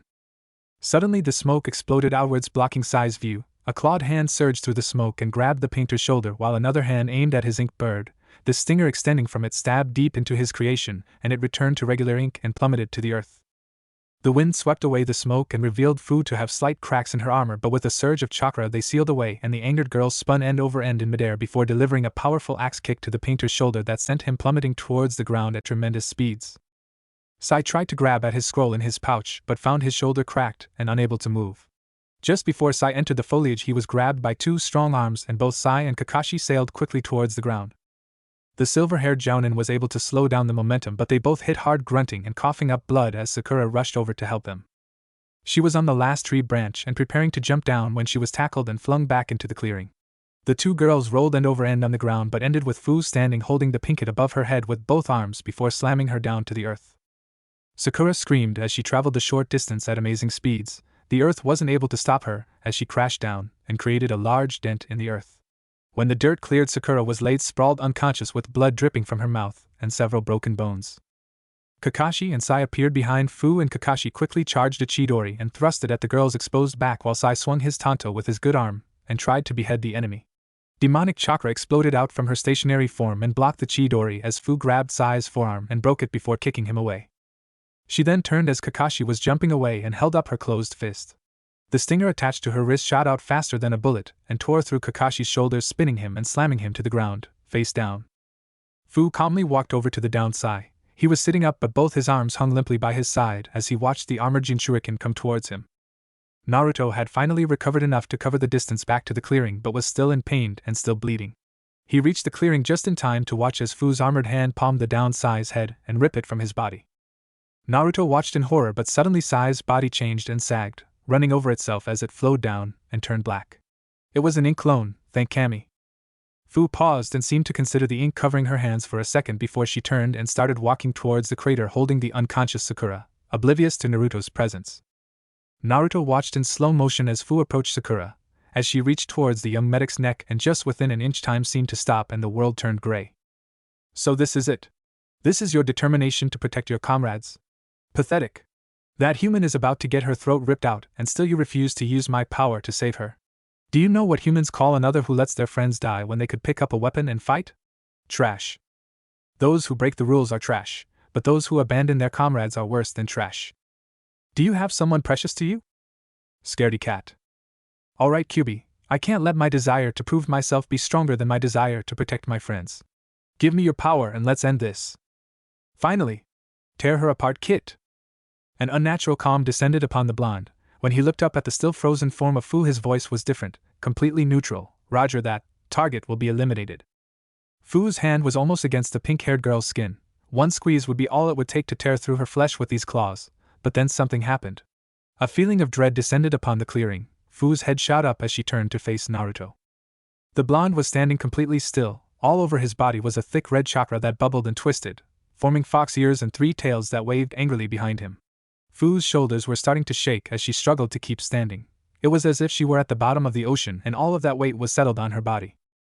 How can three tails be this strong? Fu has 6 tails out and should be stronger. Fu's thoughts would be correct if each tail were equivalent to the tail of every other tailed beast, but this was not the case. Kyuubi wasn't the strongest just because it had the most tails, but also because of the potency of its chakra. 3 tails of the mighty fox was equivalent to all of the 7 tails. Naruto raised his head and slowly raised his hands, as if in a trance. He went through hand signs without a trace of hurry. When he was done, the forest was quiet, as if the wildlife itself was taking a deep breath to weather the incoming storm. It started as a slight breeze nipping at the blonde's pants and hair, but before long it had grown into a full-blown tsunami centered on the blonde. Water appeared out of nowhere and seemed to flow in a slow horizontal whirlpool behind him as any stray water was whipped around him in a tornado. Slowly Naruto raised his hand and pointed at Fu while giving a mental command, and the whirlpool behind him collapsed, the water being sucked into the tornado that then blasted off towards Fu at amazing speeds. It swerved and swayed, making it impossible to predict. She tried to leap out of the way, but the suction of the tornado caught her and pulled her in. She screamed and tried to pull on more of her prisoner's chakra, but the pain was too much for her to focus. Both wind and water were moving at such speeds that they tore through her armor and into her flesh. The tornado was now stationary and held still as Naruto walked up to it. He held up his hand and saw that his fingernails had become claws and saw that he could tell Fu's exact location within the tornado thanks to his demonic eyes. Slowly he raised his hand and focused more wind and water chakra around his arm. Together he moved them faster and faster. Eventually the wind cooled the water to the point where they started together to form ice in the form of a lance pointing out from his fist and flaring out as it went back to his elbow. Pulling back his arm, he prepared to thrust in and end his sister Jinchuriken. Chapter 12. The ground around them was soaked, and rapidly ice was starting to form due to the high-speed winds from the twister that held a now bleeding, a barely conscious Jinchuriken. Fu looked through blurry eyes as the world finally stopped spinning. She could feel something wrapped around her arms and legs. They were pulled taut even as she sluggishly tried to pull them free. Naruto stood in front of her with a javelin made of ice coating his fist and forearm. She knew what little armor she had left wouldn't be able to stop him now. She had been thrashed and humiliated, even drawing on the power of her demon. Naruto pulled back his fist. The ropes made of water were holding her still, and went to plant his icy weapon within the other container's heart. At the last second, a shinobi dressed similarly to Sai with silver hair and a blank umbu mask knocked his fist off course. It sailed painfully into Fu's shoulder and caused her to scream before she lost consciousness. Naruto's eyes momentarily flashed red. When they returned to blue, they kept the slit pupil. He lashed out with his foot and sent the strange shinobi flying into a tree. The shinobi groaned as the blonde advanced on him. As he walked across the drenched earth, it would freeze in his wake as more and more wind began to spin around him, leaving deep gouges in the earth. He stopped less than a foot away from the masked Nin and prepared to dispatch the interference to his mission when a voice rang out from across the clearing. "Naruto, stop!" In the split second Naruto's attention was diverted, the downed shinobi sprang to his feet and planted a piece of paper with a seal on it into the blonde's head. The wind stopped and the water suspending Fu splashed to the ground as both Jinchuriken hit the ground. Unlike Fu, Naruto shook his head for a moment, blue eyes returned to normal, and noticed the konoha leaf carved into the silver-haired nin's mask. I was about to kill a leaf nin. Struggling mentally as well as physical, Naruto stood up and managed to turn. Across the clearing was Sai. With him was another shinobi with a blank mask. This one was holding Sai's arms and her hands were glowing green with medical chakra. Two more were applying a seal similar to the one used on Naruto to Fu's forehead before grabbing her under the arms and disappearing into the trees. Tiredly, Naruto stumbled over towards the crater his pink-haired teammate was entombed within. When he got there, all the breath in his body left as he flung himself into the crater. It had become filled with water and Sakura's mouth and nose were submerged. Quickly grabbing her and pulling her out of the crater, he put her on the ground and began administering CPR. If it had been a year ago, he would have been happy to put his lips to Sakura's, but now all he felt was clammy fear working its way through his gut as he tried again and again to force the water out of her lungs. Finally, after what seemed like a lifetime, Sakura arched her back and spat out large quantities of water as Naruto fell onto his, but with limbs made of noodles. There was no water in that hole. That means that I filled it with water while using Kyuubi's chakra and almost drowned my teammate. Oh god. I almost stabbed that other Konoha shinobi as well. What was I thinking? Looking back, Naruto realized that he really hadn't been thinking. Once Kyuubi's chakra had started flowing through him, he focused only on his target, and all other considerations left him. He was a danger to his teammates the way he was, but at the same time he had to acknowledge that there would be times he would need to use Kyuubi's chakra, especially with Akatsuki out there. Jiraiya was right. I need to be trained on how to use Kyuubi's chakra or I'll just end up killing my friends. Sakura watched from her back as a medic went over to help Kakashi with a hole in his shoulder, and Sai rested against a tree. Looking at Naruto almost broke her heart. The blonde shinobi was looking much the worse for wear with ripped and bloodied clothes, but it was his eyes that hurt her the most. He seemed like he had just given up something he had tried very hard to achieve. Naruto, she waited until she had the blonde's attention. Thank you for saving me. You really are a great shinobi. Normally such words would have eased much of the pain that his childhood had wrought on him. All the years of people telling him he could never succeed had compounded a feeling of self-doubt that he constantly hid from everyone behind his determination. However, now it did none of those things. Instead, it proved to do the opposite. He paled as he stared into her eyes. How could she say that after he had almost killed her? He wasn't a great shinobi. He couldn't protect his friends from the enemy and not from himself. He needed to be stronger. His motivation had been to retrieve Sasuke, but in a moment of clarity he realized that he was being selfish. He didn't want Sasuke back for his own good. He wanted to save his raven-haired teammates so things could go back to how they were. Naruto's eyes settled and his face became set in stone. He didn't just want to save Sasuke, and he didn't want the status quo to stay the same. He wanted to protect everyone. He needed to be stronger. He needed to be the strongest if he was going to protect all of the village from both the enemies without and his own monsters. He nodded as he stood up and walked over to the silver-haired shinobi who was talking quietly with Sai. Tell Danzo-sama I want to meet with him, and that I'll accept his conditions. Sai's eyes momentarily widened. He hadn't known the blonde had been able to figure out who his sponsor was. Nevertheless, Sai and his rude brother turned to the blonde and bowed. Hi, Naruto-senpai. Chapter 13. Life upon the battle-torn plain, like rain within the desert, is often short and violent. Nothing in this world of war explains why we fight. Why in this world of plenty we battle over extra. Naruto closed his journal and tucked it deep into the pocket on his outer thigh. In his second year he had begun keeping a journal full of his musings. Danzo allowed him to keep this small outlet like he did for all of his agents. Sai liked to paint, Naruto wrote. Fu, who had become a member of Naruto's root team after indoctrination, had taken to carving. Danzo understood that, despite his heavy conditioning of most of his agents, shinobi needed an outlet, or their long-time effectiveness will decline. Slipping his pencil back into a black kunai holder, Naruto stood up. Gone were the flamboyant colors of his coat. Now his coat, shirt, and pants were a mixture of black and gray. His movements processed a sort of unnatural grace as he crossed the clearing while nodding to his teammates. The three of them vanished into the night without the slightest noise. They had left Konoha 13 hours ago. The traitor to Konoha was dealt with, and now they had to deliver the proof of completion to Danzo and go about their lives. Sai and Naruto would have 4 hours to sleep before they had to report to the mission briefing with Kakashi and Sakura. Fu would be able to stay on the base, rest and train until her teammates came back for the next mission. The team re-entered Konoha through the sewers. The passageway was dark, but to the root nin it was a well-traversed home. They knew every stop and exactly which bricks to press to open the secret door hidden within the walls. It took several minutes to navigate the maze of tunnels to reach the root base. The halls were filled with silent figures wearing the same blank masks that the 3 young root agents adorned. The other members bowed to the team as they passed. Finally, they reached a thick oak door. Sai and Fu kneeled as Naruto knocked quietly on the door. Come. Naruto pushed open the door and dropped to his knee as his commander was revealed. Danzo sat on a chair with candles on a small desk beside him. Naruto held out the scroll containing the missing nin's head. The mission has been completed, Danzo Aji-sama. Danzo inaudibly sighed. It seemed even with the changes that had occurred to the blonde over the last 2 years couldn't change his desire to nickname his superiors. The old shinobi knew that there was no disrespect in his blonde subordinate's actions. The cripple nodded. Turn your report in with the armory, then rest up and meet with Kakashi's team. Hi, Danzo-sama.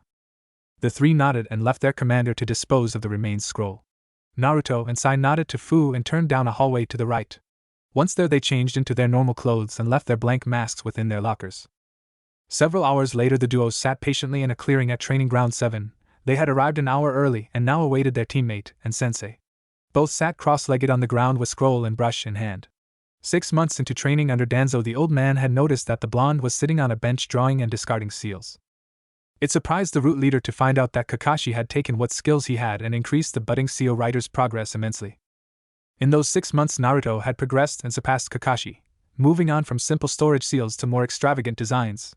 At that point, the blonde had been able to lay down a wide zone gravity increase seal with mere momentary distraction from his allies.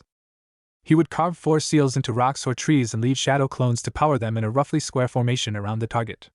Once the seals were activated, the target would feel gravity increase 3-fold and be trapped until released or dealt with. After personal tutoring from Danzo, his skill level had again increased at a prodigious level. After a year within Root, the blonde had taken Sion as an apprentice. He had remarked that since the artist's main abilities focused on his skills with the brush, it would be a shame not to expand. While Sai's seal marking wasn't anywhere near the level of Naruto's, he had still managed to make good progress under the blonde's tutorship. Sai quietly held up his scroll, with rapidly drying ink, to his teammate and senpai. The blonde's eyes zeroed in on it, and rapidly started dissecting every line and curve. Tell me what you think is wrong with it. Sai's lips momentarily thinned. This was what happened whenever his teacher noticed a problem with his seals. Naruto believed that experience was the best teacher, and as such he would tell Sai if it was wrong or not, but not what the problem is, that he would have to figure out for himself. The pale artist took back the scroll and began scrutinizing it. 20 minutes later, he was almost at the edge of frustration. He couldn't find anything wrong with it. As far as he could tell, when activated, the seal should be able to absorb chakra if it was in a controlled form like that of a jutsu. Rolling up the scroll, he put it down and picked up another with a different set of brushes. On this scroll was a painting full of vibrant oranges and reds. Naruto had taken him up to the top of the Hokage monument after discovering his painting habit in the fall. The changing of the trees that surrounded the village and the majesty of the village that rose out of them finally enabled the emotionally challenged root agent to understand why Danzo loved Konoha so much. While the old man was cold and seldom understanding, he did let his emotions bleed through when it was for Konoha. He may have felt slighted that he wasn't chosen for Hokage, but years of serving with Hiruzen had made it understandable why the second had told him that one must always remain in the dark. 5 minutes into filling in the coloring of the trees, Sai had a moment of clarity. The secondary chakra absorption relay had been turned too far to the left. Pulling out a new scroll, Sai quickly redrew the seal with the corrections and showed the finished project to Naruto, just as Sakura and Kakashi appeared at the edge of the clearing. The blonde gave a small smile and rolled up his own scroll after blowing on the ink. Well done, Sai. Thank you, senpai. Naruto, Sai. If art class is over, Jiraiya-sama has finally been convinced to return to test the team's progress. Naruto didn't even look up as he put away his brushes. You mean to test my progress and try to convince me that I'm still too weak? Yes, well, you won't be fighting alone, since I want to see how far Sai and Sakura have progressed when fighting a powerful, unfamiliar opponent. So we're fighting a Sannin today, sensei? Yes, Sakura, we have to report to Tsunade-sama in an hour for the test. With a nod, the three walked out of the trees and back towards the village. The sun was slowly crawling across the sky when they reached the familiar white and red tower. When outside Root headquarters, Naruto had taken to wearing a similar outfit to his past, black pants and black sandals, his dark green chunin vest and a dark maroon long-sleeve shirt. He had taken the chunin exam with Sakura and Sai the year before, but neither Sakura nor Sai preferred to wear the vest. Sakura was wearing a red dress similar to when she was younger with black gloves and knee-high boots. Sai had finally foregone the half-shirts he had been used to after an unfortunate experience with one Ino Yamanaka. Sai now wore a tight black shirt with only one sleeve that connected to a glove and black combat pants. Once past the secretary, they were let into the Hokage's office. She was sitting there with a slightly more red than average completion. Combined with her slightly faster than usual heartbeat, it was likely she was either ill or emotionally distressed. Team 7 Jiraiya is waiting at the Hokage training ground behind the mountain. Find him and beat him until he stops moving. Then drag him back here so I can say I told you so." Naruto and Kakashi chuckled while Sakura smiled, and even Sai allowed a brief tightening of his face. It appeared that the old pervert had come back still believing that Naruto had made the wrong decision. Over the last 3 years, on the record, Team 7 and Naruto had completed 76 A ranks, 129 B ranks, and 37 C ranks. They each had a page in the bingo book of other countries and were often a requested team by clients. The idea that Jiraiya dismissed all of this had apparently enraged the blonde Hokage. "With pleasure, Tsunade-sama. Kakashi, you're allowed to join too. I know of your secret training and I want to see your results." The silver-haired team leader stiffened momentarily before relaxing and giving his Hokage an eye smile. "Hi, Tsunade-sama." The 4 members of Squad 7 disappeared in a variety of different shunshin. Tsunade looked up from her paperwork with an absolutely menacing smile before disappearing in her own shunshin to follow her favorite team. She couldn't wait to see that smug look wiped off her teammate's face. The Hokage training grounds were similar to the other training grounds but larger, and there was a seal that would surround the area in a barrier so the mass amounts of jutsu thrown around wouldn't affect the village. Jiraiya looked the same as he always had, white hair down to his ankles and red vest. He sat on top of a training post in the middle of the main clearing. He calmly wrote in his notebook while occasionally giggling even as he ignored the team of shinobi in front of him. The 4 had taken the time to travel and discuss their plans to deal with the Sannin. Kakashi figured out a long time ago that Jiraiya would need to be convinced by force that Naruto was getting strong enough without relying solely upon the Kyuubi. With a slight nod from Kakashi, the 4 glowed momentarily as their weight and restriction seals were deactivated before disappearing with the wind. Jiraiya's head shot up as the 4 disappeared from his senses. It was obvious they had become strong, but he still had lessons to teach them. Chapter 14. Battles between shinobi are different than most battles. They are often short-lived and incredibly quiet. Sai appeared in a blur of movement, while Jiraiya remained sitting on the training post. Although his book was put away, he still appeared completely at ease. All it took was a split second for Sai to draw his tanto, charged with electricity, and swing at the blind spot on the older shinobi's neck. While the pale artist's movements were graceful, the Toad Sage made them look stumbling and slow as he flipped backwards off the stump while throwing himself into the air with one hand. The blade sailed under his white hair, missing by millimeters before Jiraiya surged Chakra down his arm. Within his palm obediently formed a bright blue ball that he slammed into Sai's exposed back. Sai's face twisted into shock and pain while the spinning blue ball dug viciously into his back and through his spine, until he disappeared in an explosion of smoke. When the smoke cleared, there was a ruined log covered with active exploding tags. The sage gave it an almost lazy kick, sending the sizzling log shooting into a bush at the edge of the clearing. Sai leapt out of the bush as it became engulfed in flames. Without taking his eyes off Jiraiya, he reached back and patted out a small flame that was licking at his pale shoulder, beside the sheath to his tanto. Charcoal black eyes watched the seemingly carefree sage as they stood a mere 4 feet apart. Suddenly both men sagged as if great weights had been put on them. Sai dropped to his knees while Jiraiya merely became slightly slouched. Sai slowly forced his head up and gave the Toad Sage the minutest of smirks before collapsing into a pool of black ink. Now free of direct observation, Jiraiya pulled out his own brush. "Not bad, kid, but I'm not a seal master for nothing." Quickly painting a small seal on the back of his hand, the old sage then ran through hand signs that none below Kage level could decipher, and the seal glowed blue. Once the blue light died down, Jiraiya stood normally and started walking out of the clearing after making a clone with the order to stay and pretend to still be under the effects of the gravity seal. When the old sage walked out of the clearing, his feet would stay off the ground for slightly longer than they should have, and he seemed to glide an extra inch before his wooden getas would dig into the ground. Sai nodded silently. His clone had dispersed shortly after the Naruto clones had activated the gravity seal. Naruto silently nodded back and donned his blank root mask. If anyone asked, he always said it was a mask of his own design based off the Umbu but different, so there were no mistakes in identity. The truth was that root masks had a whole slew of benefits, and Naruto wasn't about to go into a fight of this magnitude without every advantage he could get. If anyone ever got a hold of the masks of anyone on Naruto's squad, they would think that the inside had been painted black, but in fact they were just so overlaid with seals that it was impossible to see the white color of the porcelain. Every beneficial seal the young shinobi could find and that could work together without blowing up the mask was placed in it. Everything from night vision and durability to chakra surge techniques. The chakra surge was Naruto's first foray into space-time fuinjutsu. The seal on the mask acted like the nozzle to a hose that could be connected only to its owner's chakra.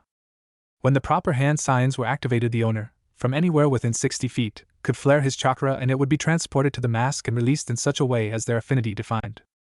Sai's mask would release electricity, Naruto's a torrent of wind blades and water spikes. Fu's would cause the earth to surge up and swallow the mask and by default anyone near it. It had taken Naruto 2 years of trial and error to accomplish what he could with the masks, and had left him severely drained, otherwise he would have put it on all standard root masks. The seal had been extremely useful on several missions where the mask would be left as bait. Masks were rare and most shinobi were looking for trophies. When the target picked up the mask, the chakra surge would be released and they wouldn't even know what had happened. The almost imperceptible snap of a twig was deafening to the team, and Naruto immediately shifted his eyes to the location to find Kakashi's well-hidden form. He pointed slowly at his nose and then the direction opposite of the clearing they had left Jiraiya in, and then back to the clearing as well. So he made a clone and escaped the gravity seal. Naruto nodded and pressed his pointer finger to the temple of his mask. Quickly his blonde spiky hair changed to a more earthy deep brown and flattened. He resisted the urge to shudder. No matter how helpful, it still felt weird to use that seal to change his hair color, even if only temporarily.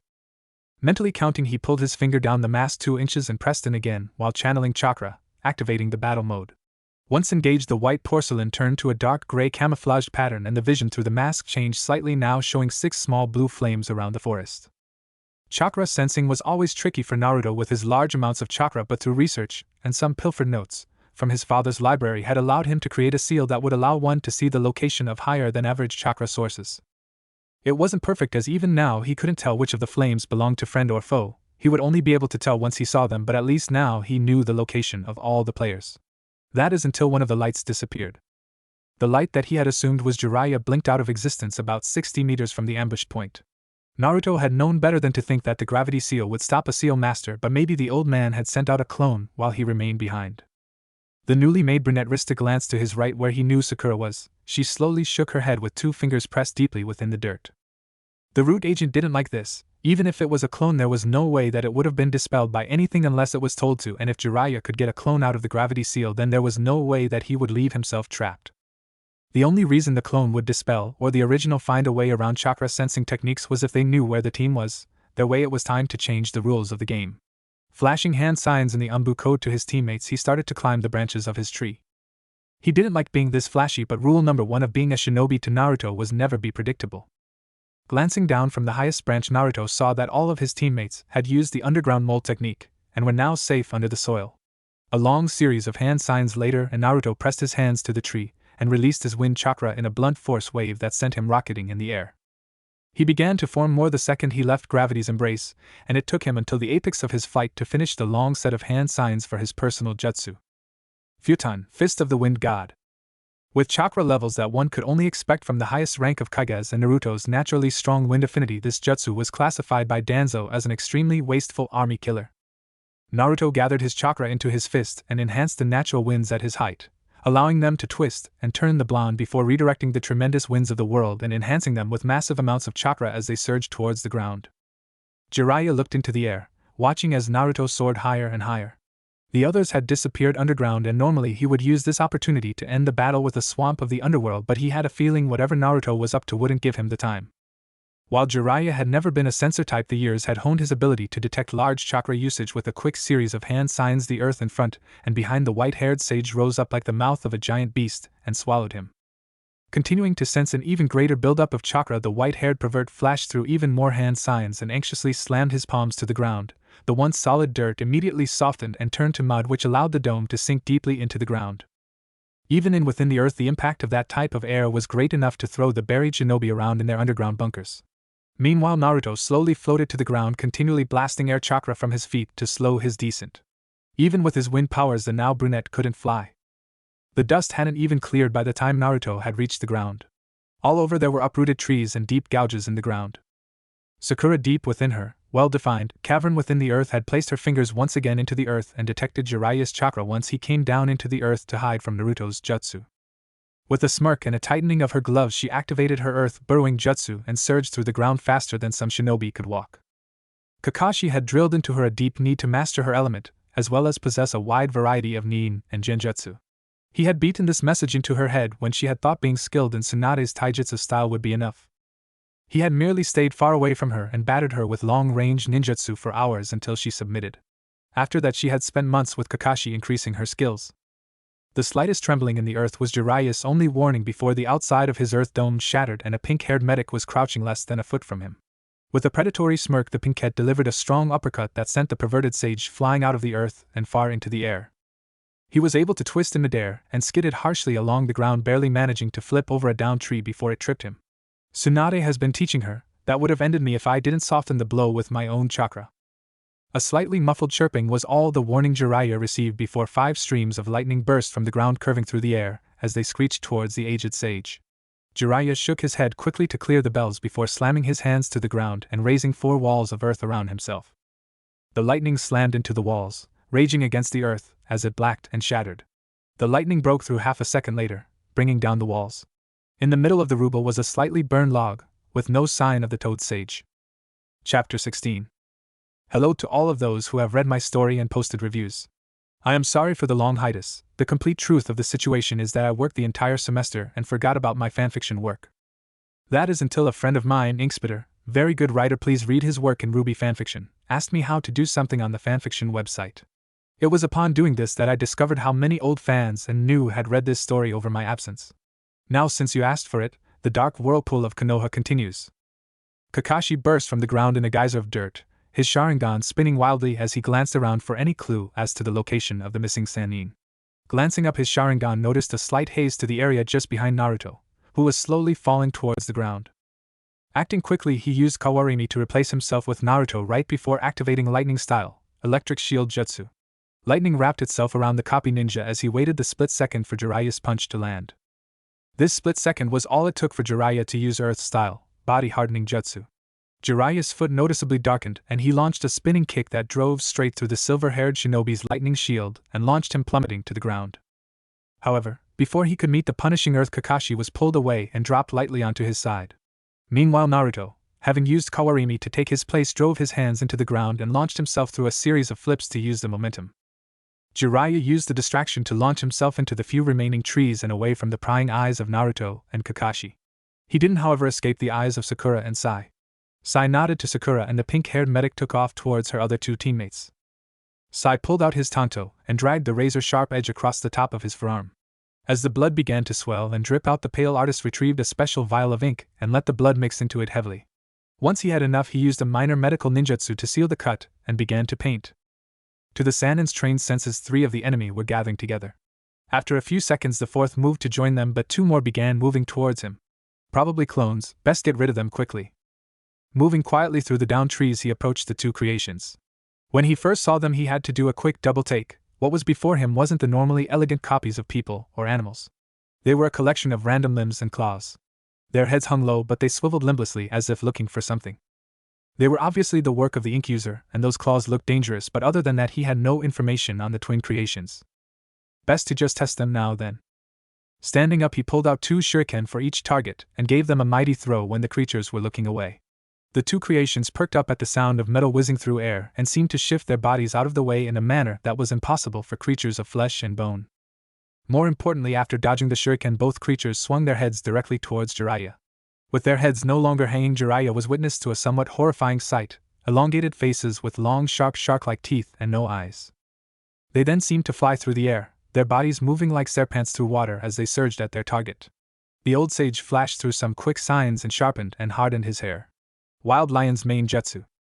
White thorns darted through the air and wrapped around the 2 ink monsters, smashing them together and piercing them hundreds of times with tiny follicles. Throwing his hair back to give a powerful tug on his hair, the 2 resilient ink creatures flew towards him, trapped within confines of Jiraiya's reinforced hair. Once they were close enough, he threw out a strong arm and forcefully clotheslined the creatures, causing their heads to explode into clouds of ink. The now headless creatures slumped lifelessly within the spiky hair's grasp, and he cut Chakra to the overgrown follicles.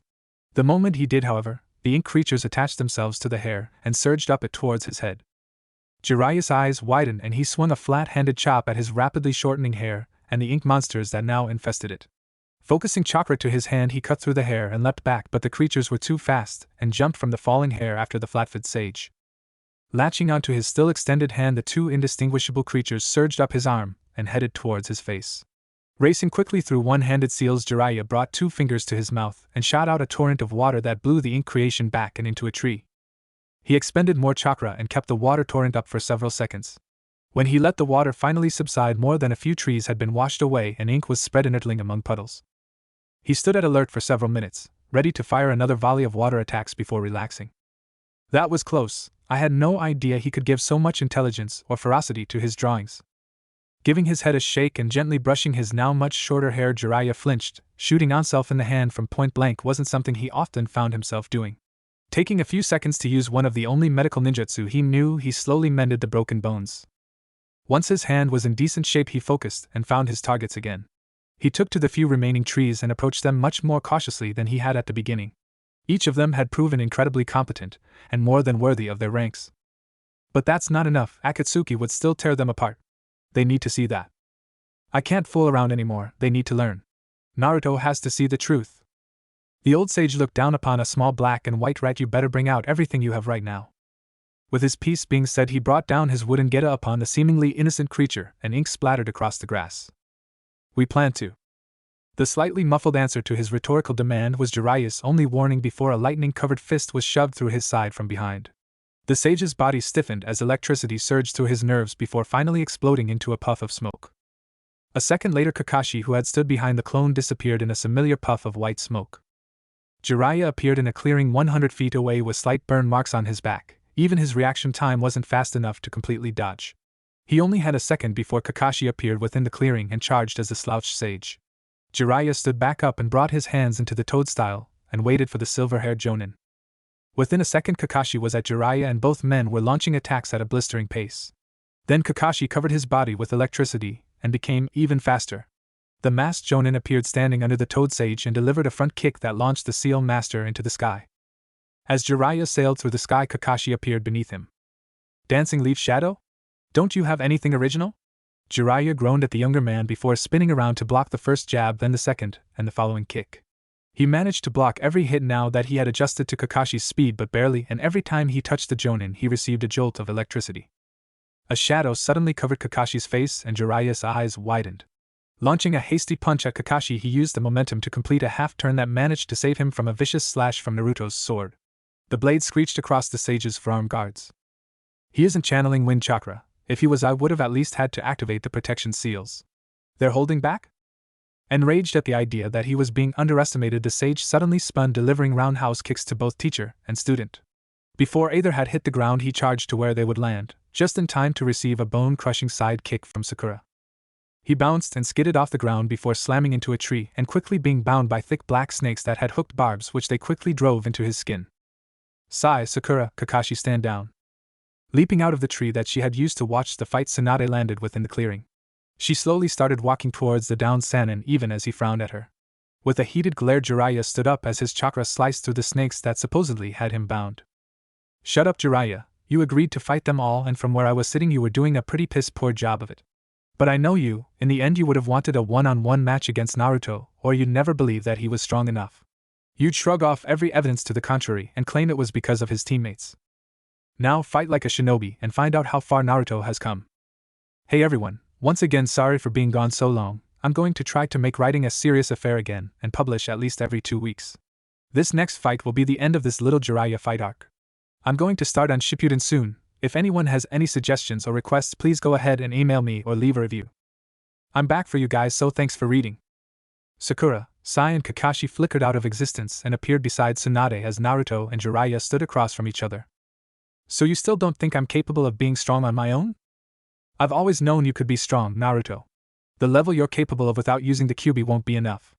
Every member of Akatsuki was acknowledged as a genius in their respective fields and RS ranked. I've heard of what you've done, and you have made it to be rank in the bingo book, but that isn't nearly good enough. Naruto didn't react at all except to put his hands into what had once been his signature move. With a giant mass of smoke, 30 Narutos appeared, quickly spreading out and surrounding the Sannin in a circle. Jiraiya merely sighed. This is exactly what I'm talking about, Naruto. All this training and skill, and you still fight like a kid straight out of the academy. Behind Naruto's mask, a vicious smirk covered his face. Before, this was business, but now he was going to enjoy it. He had worked himself to the bone for years to gain this strength, and here was his failure of a godfather mocking his strength. Calmly, he reached up and pressed a finger to the side of his mask, right next to the eye, and focused a small amount of chakra to activate the seal. All of the clones surrounding Jiraiya copying the movements, and suddenly they all disappeared. All that was left was 31 slightly hazy splotches in the air as Jiraiya suddenly tensed. As the seal fully activated the stored jutsu, and they remained unmoving, the clones and their originator became fully invisible even to Jiraiya's trained eyes. This still wasn't much of a problem though. He knew that jutsu too. The moment they start moving, that haze will come back and I'll be able to see them, meaning the beset place to attack from would be behind.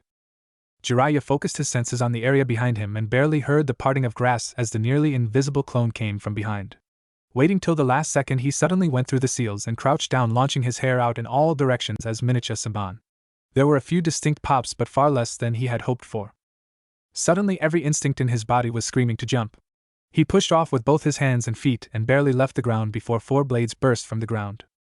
Using a split second to examine their positions, he realized they were positioned as to cut both his Achilles tendons and the tendons in his arms, effectively making him an invalid until healed. A full second after he had left the ground, another blade burst out of the ground, this one long and gleaming silver.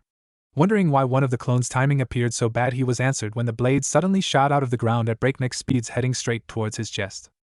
Being in the air, he had no way to dodge within the split second before the sword would skewer him. Acting quickly, he swung his arm around towards the rapidly approaching blade, and just barely managed to tap the tip with his arm guard to send it off course. This didn't completely save him, however, as the length of the twinge still gouged a deep slice through his bicep as it passed him and continued into the sky.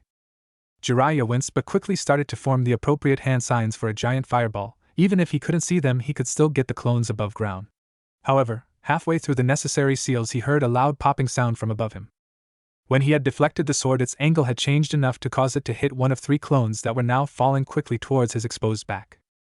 The twin blue spirals of energy held in their hands collided with his back, interrupting his jutsu and sending him crashing into the ground, causing a large plume of dust to rise up and obscure his fallen form.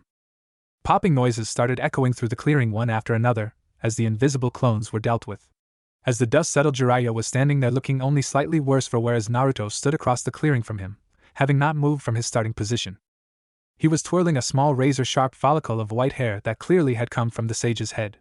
Just as he was about to try his hand at returning the sharpened follicle to the man's skull, a jounin appeared in the clearing and rushed to Tsunade.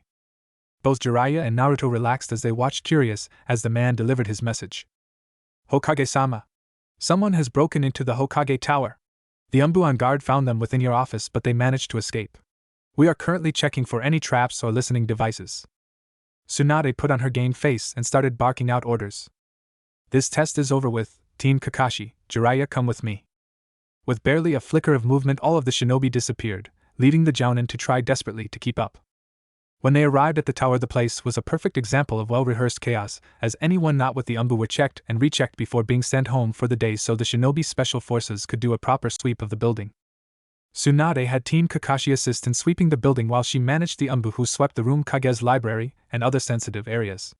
Jiraiya meanwhile was checking how the intruder got through the security seals and trying to find any new seals they might have placed themselves. After all was said and done, the building was declared clean, and nothing had been tampered with as far as anyone could tell. This fact more than anything set Tsunade on edge. No one would break into her office sec without planning to do something. She turned to Jiraiya with an expectant look. How did they manage to get into my office? Jiraiya, for once, had a serious look on his face. Since you weren't in at the time, the more powerful seals weren't active. They did set off the chakra sensing seal and the room wasn't under lockdown, so getting in isn't much of a problem. It looks like they might have tried to place a listening seal of their own, but the seals that your grandmother put in place for the first Hokage are still working and most likely erased them before they could even activate. Team Kakashi was silent as they watched the 2 ex-teammates talk through the break-in. After a while, it became apparent to everyone that while the break-in had been stopped and aborted, they had no idea what the intruder had been doing or who they were. Late into the night, Team Kakashi was released from active duty for a week to recover and train after their fight with Jiraiya. Naruto and Sai walked together towards the apartment complex they now lived in together. When it was decided that Sai needed an actual home outside the root base, Naruto had forwarded that since no one wanted to live in the same apartment complex as him, that there were plenty of rooms he could have. Sai ended up having his own floor, much as Naruto did. They walked up the stairs to go to their own floors, but as they turned the corner, Naruto quickly made 2 shadow clones, one of which used a henge to appear as Sai, and sent them to their rooms. Meanwhile, Naruto and Sai opened a laundry chute and quickly slid down it, sliding down several stories underneath the basement of the building into a set of tunnels. Once they were within the tunnels, they made a set of hand signs and 5 shadows detached from the walls and bowed to the 2 senior members. Naruto and Sai continued walking through the underground of Konoha on a very specific path that only root members knew. If even a foot was placed off the path, traps would be set off with every intention of killing the intruder. After 10 minutes of walking, they entered the main compound. Naruto sent Sai to check up on Fu and see how she was doing. The blonde calmly walked up to the plain-looking wooden door that marked his commander's office and knocked politely. Several seconds went by before a muffled enter was given through the door. Naruto opened the door and walked into the office, going down on one knee after closing the door behind him. Danzo looked down on Naruto, knowing why he was here but deciding to ask anyway. It wouldn't be the first time Naruto had surprised him. "Do you have a question, Naruto?" The blonde looked up into Danzo's eyes. "Why did you have one of your agents break into the Hokage Tower?" Danzo smiled. He didn't even need to ask if it was root. He had already figured that much out. It was good to see Naruto using that intellect. "I decided I didn't want that Bafun seeing too many of your skills." "Jiraiya?" "Yes, although the man is a powerful shinobi and an excellent spy master, the death of the fourth, and his failure to take you on as an apprentice weigh heavily on him. As such, the drinking that had once been a disguise for information gathering has become more of an actual problem. It has dulled him considerably. Today you could have probably taken him had you not held back, but if he still had the strength he did even 4 years ago, you wouldn't have stood a chance. Had he seen those skills, it is possible that later in a drunken state he might reveal your skills to a spy. I couldn't let that happen." Naruto kept his emotions in check but did feel somewhat guilty that his refusal of the old pervert had helped to cause a drinking problem, but that guilt was quickly eradicated by logic. He didn't make the old man drink, that was his own choice. The silence in the room stretched for a few precious seconds, while Danzo watched Naruto work through his emotions. "It is fortuitous that you came tonight. I have a mission for your team." Naruto bowed his head lower, letting golden locks cover his eyes. "Hi, old man. You will take your team and Theta Squad. There have been reports of Kakuza, formerly of the Hidden Waterfall Village, passing through Grass Country. Do not hold back, no capture expectation. Kill him and bring his head back. We can collect the bounty later and add it to Konoha's coffers the usual way." Over the years, Danzo had learned that transferring funds from nowhere directly into Konoha's coffers earned attention. Instead, he had an operative who lived close to Konoha who masqueraded as a minor noble. When Root earned more money than they needed, this operative would request a team of bodyguards for a vacation. They never went far or to anywhere dangerous, but when the mission was over, the operative would overpay for the team's amazing service, and an apology for wasting the time of such skilled shinobi. Everyone thought he was eccentric, but no one thought he was Root. "I have a week's leave. I'll need to place a beta within the apartment, and for training with my team." Danzo nodded. "Has Hataki noticed any differences when you switch with a beta?"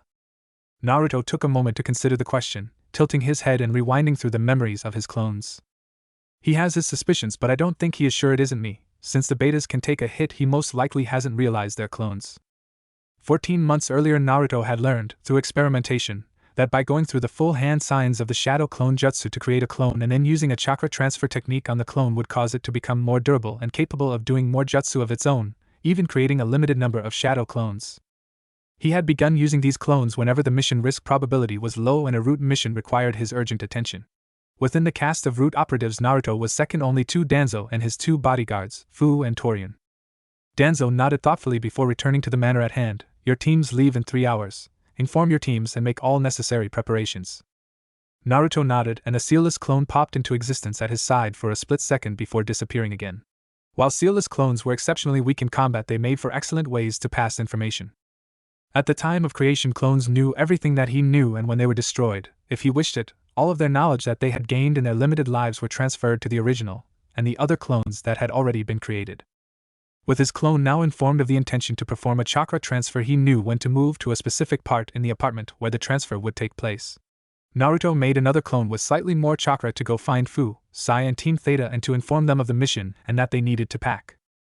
Danzo watched Naruto work in a pleased fashion. He had become extremely efficient in comparison to how he had been when he first met the blonde. With a final nod, Naruto left the office of the Root commander and made his way to the tunnel that led to his apartment. Once there, he climbed a small ladder that led to a hollowed-out portion of the east wall within his apartment.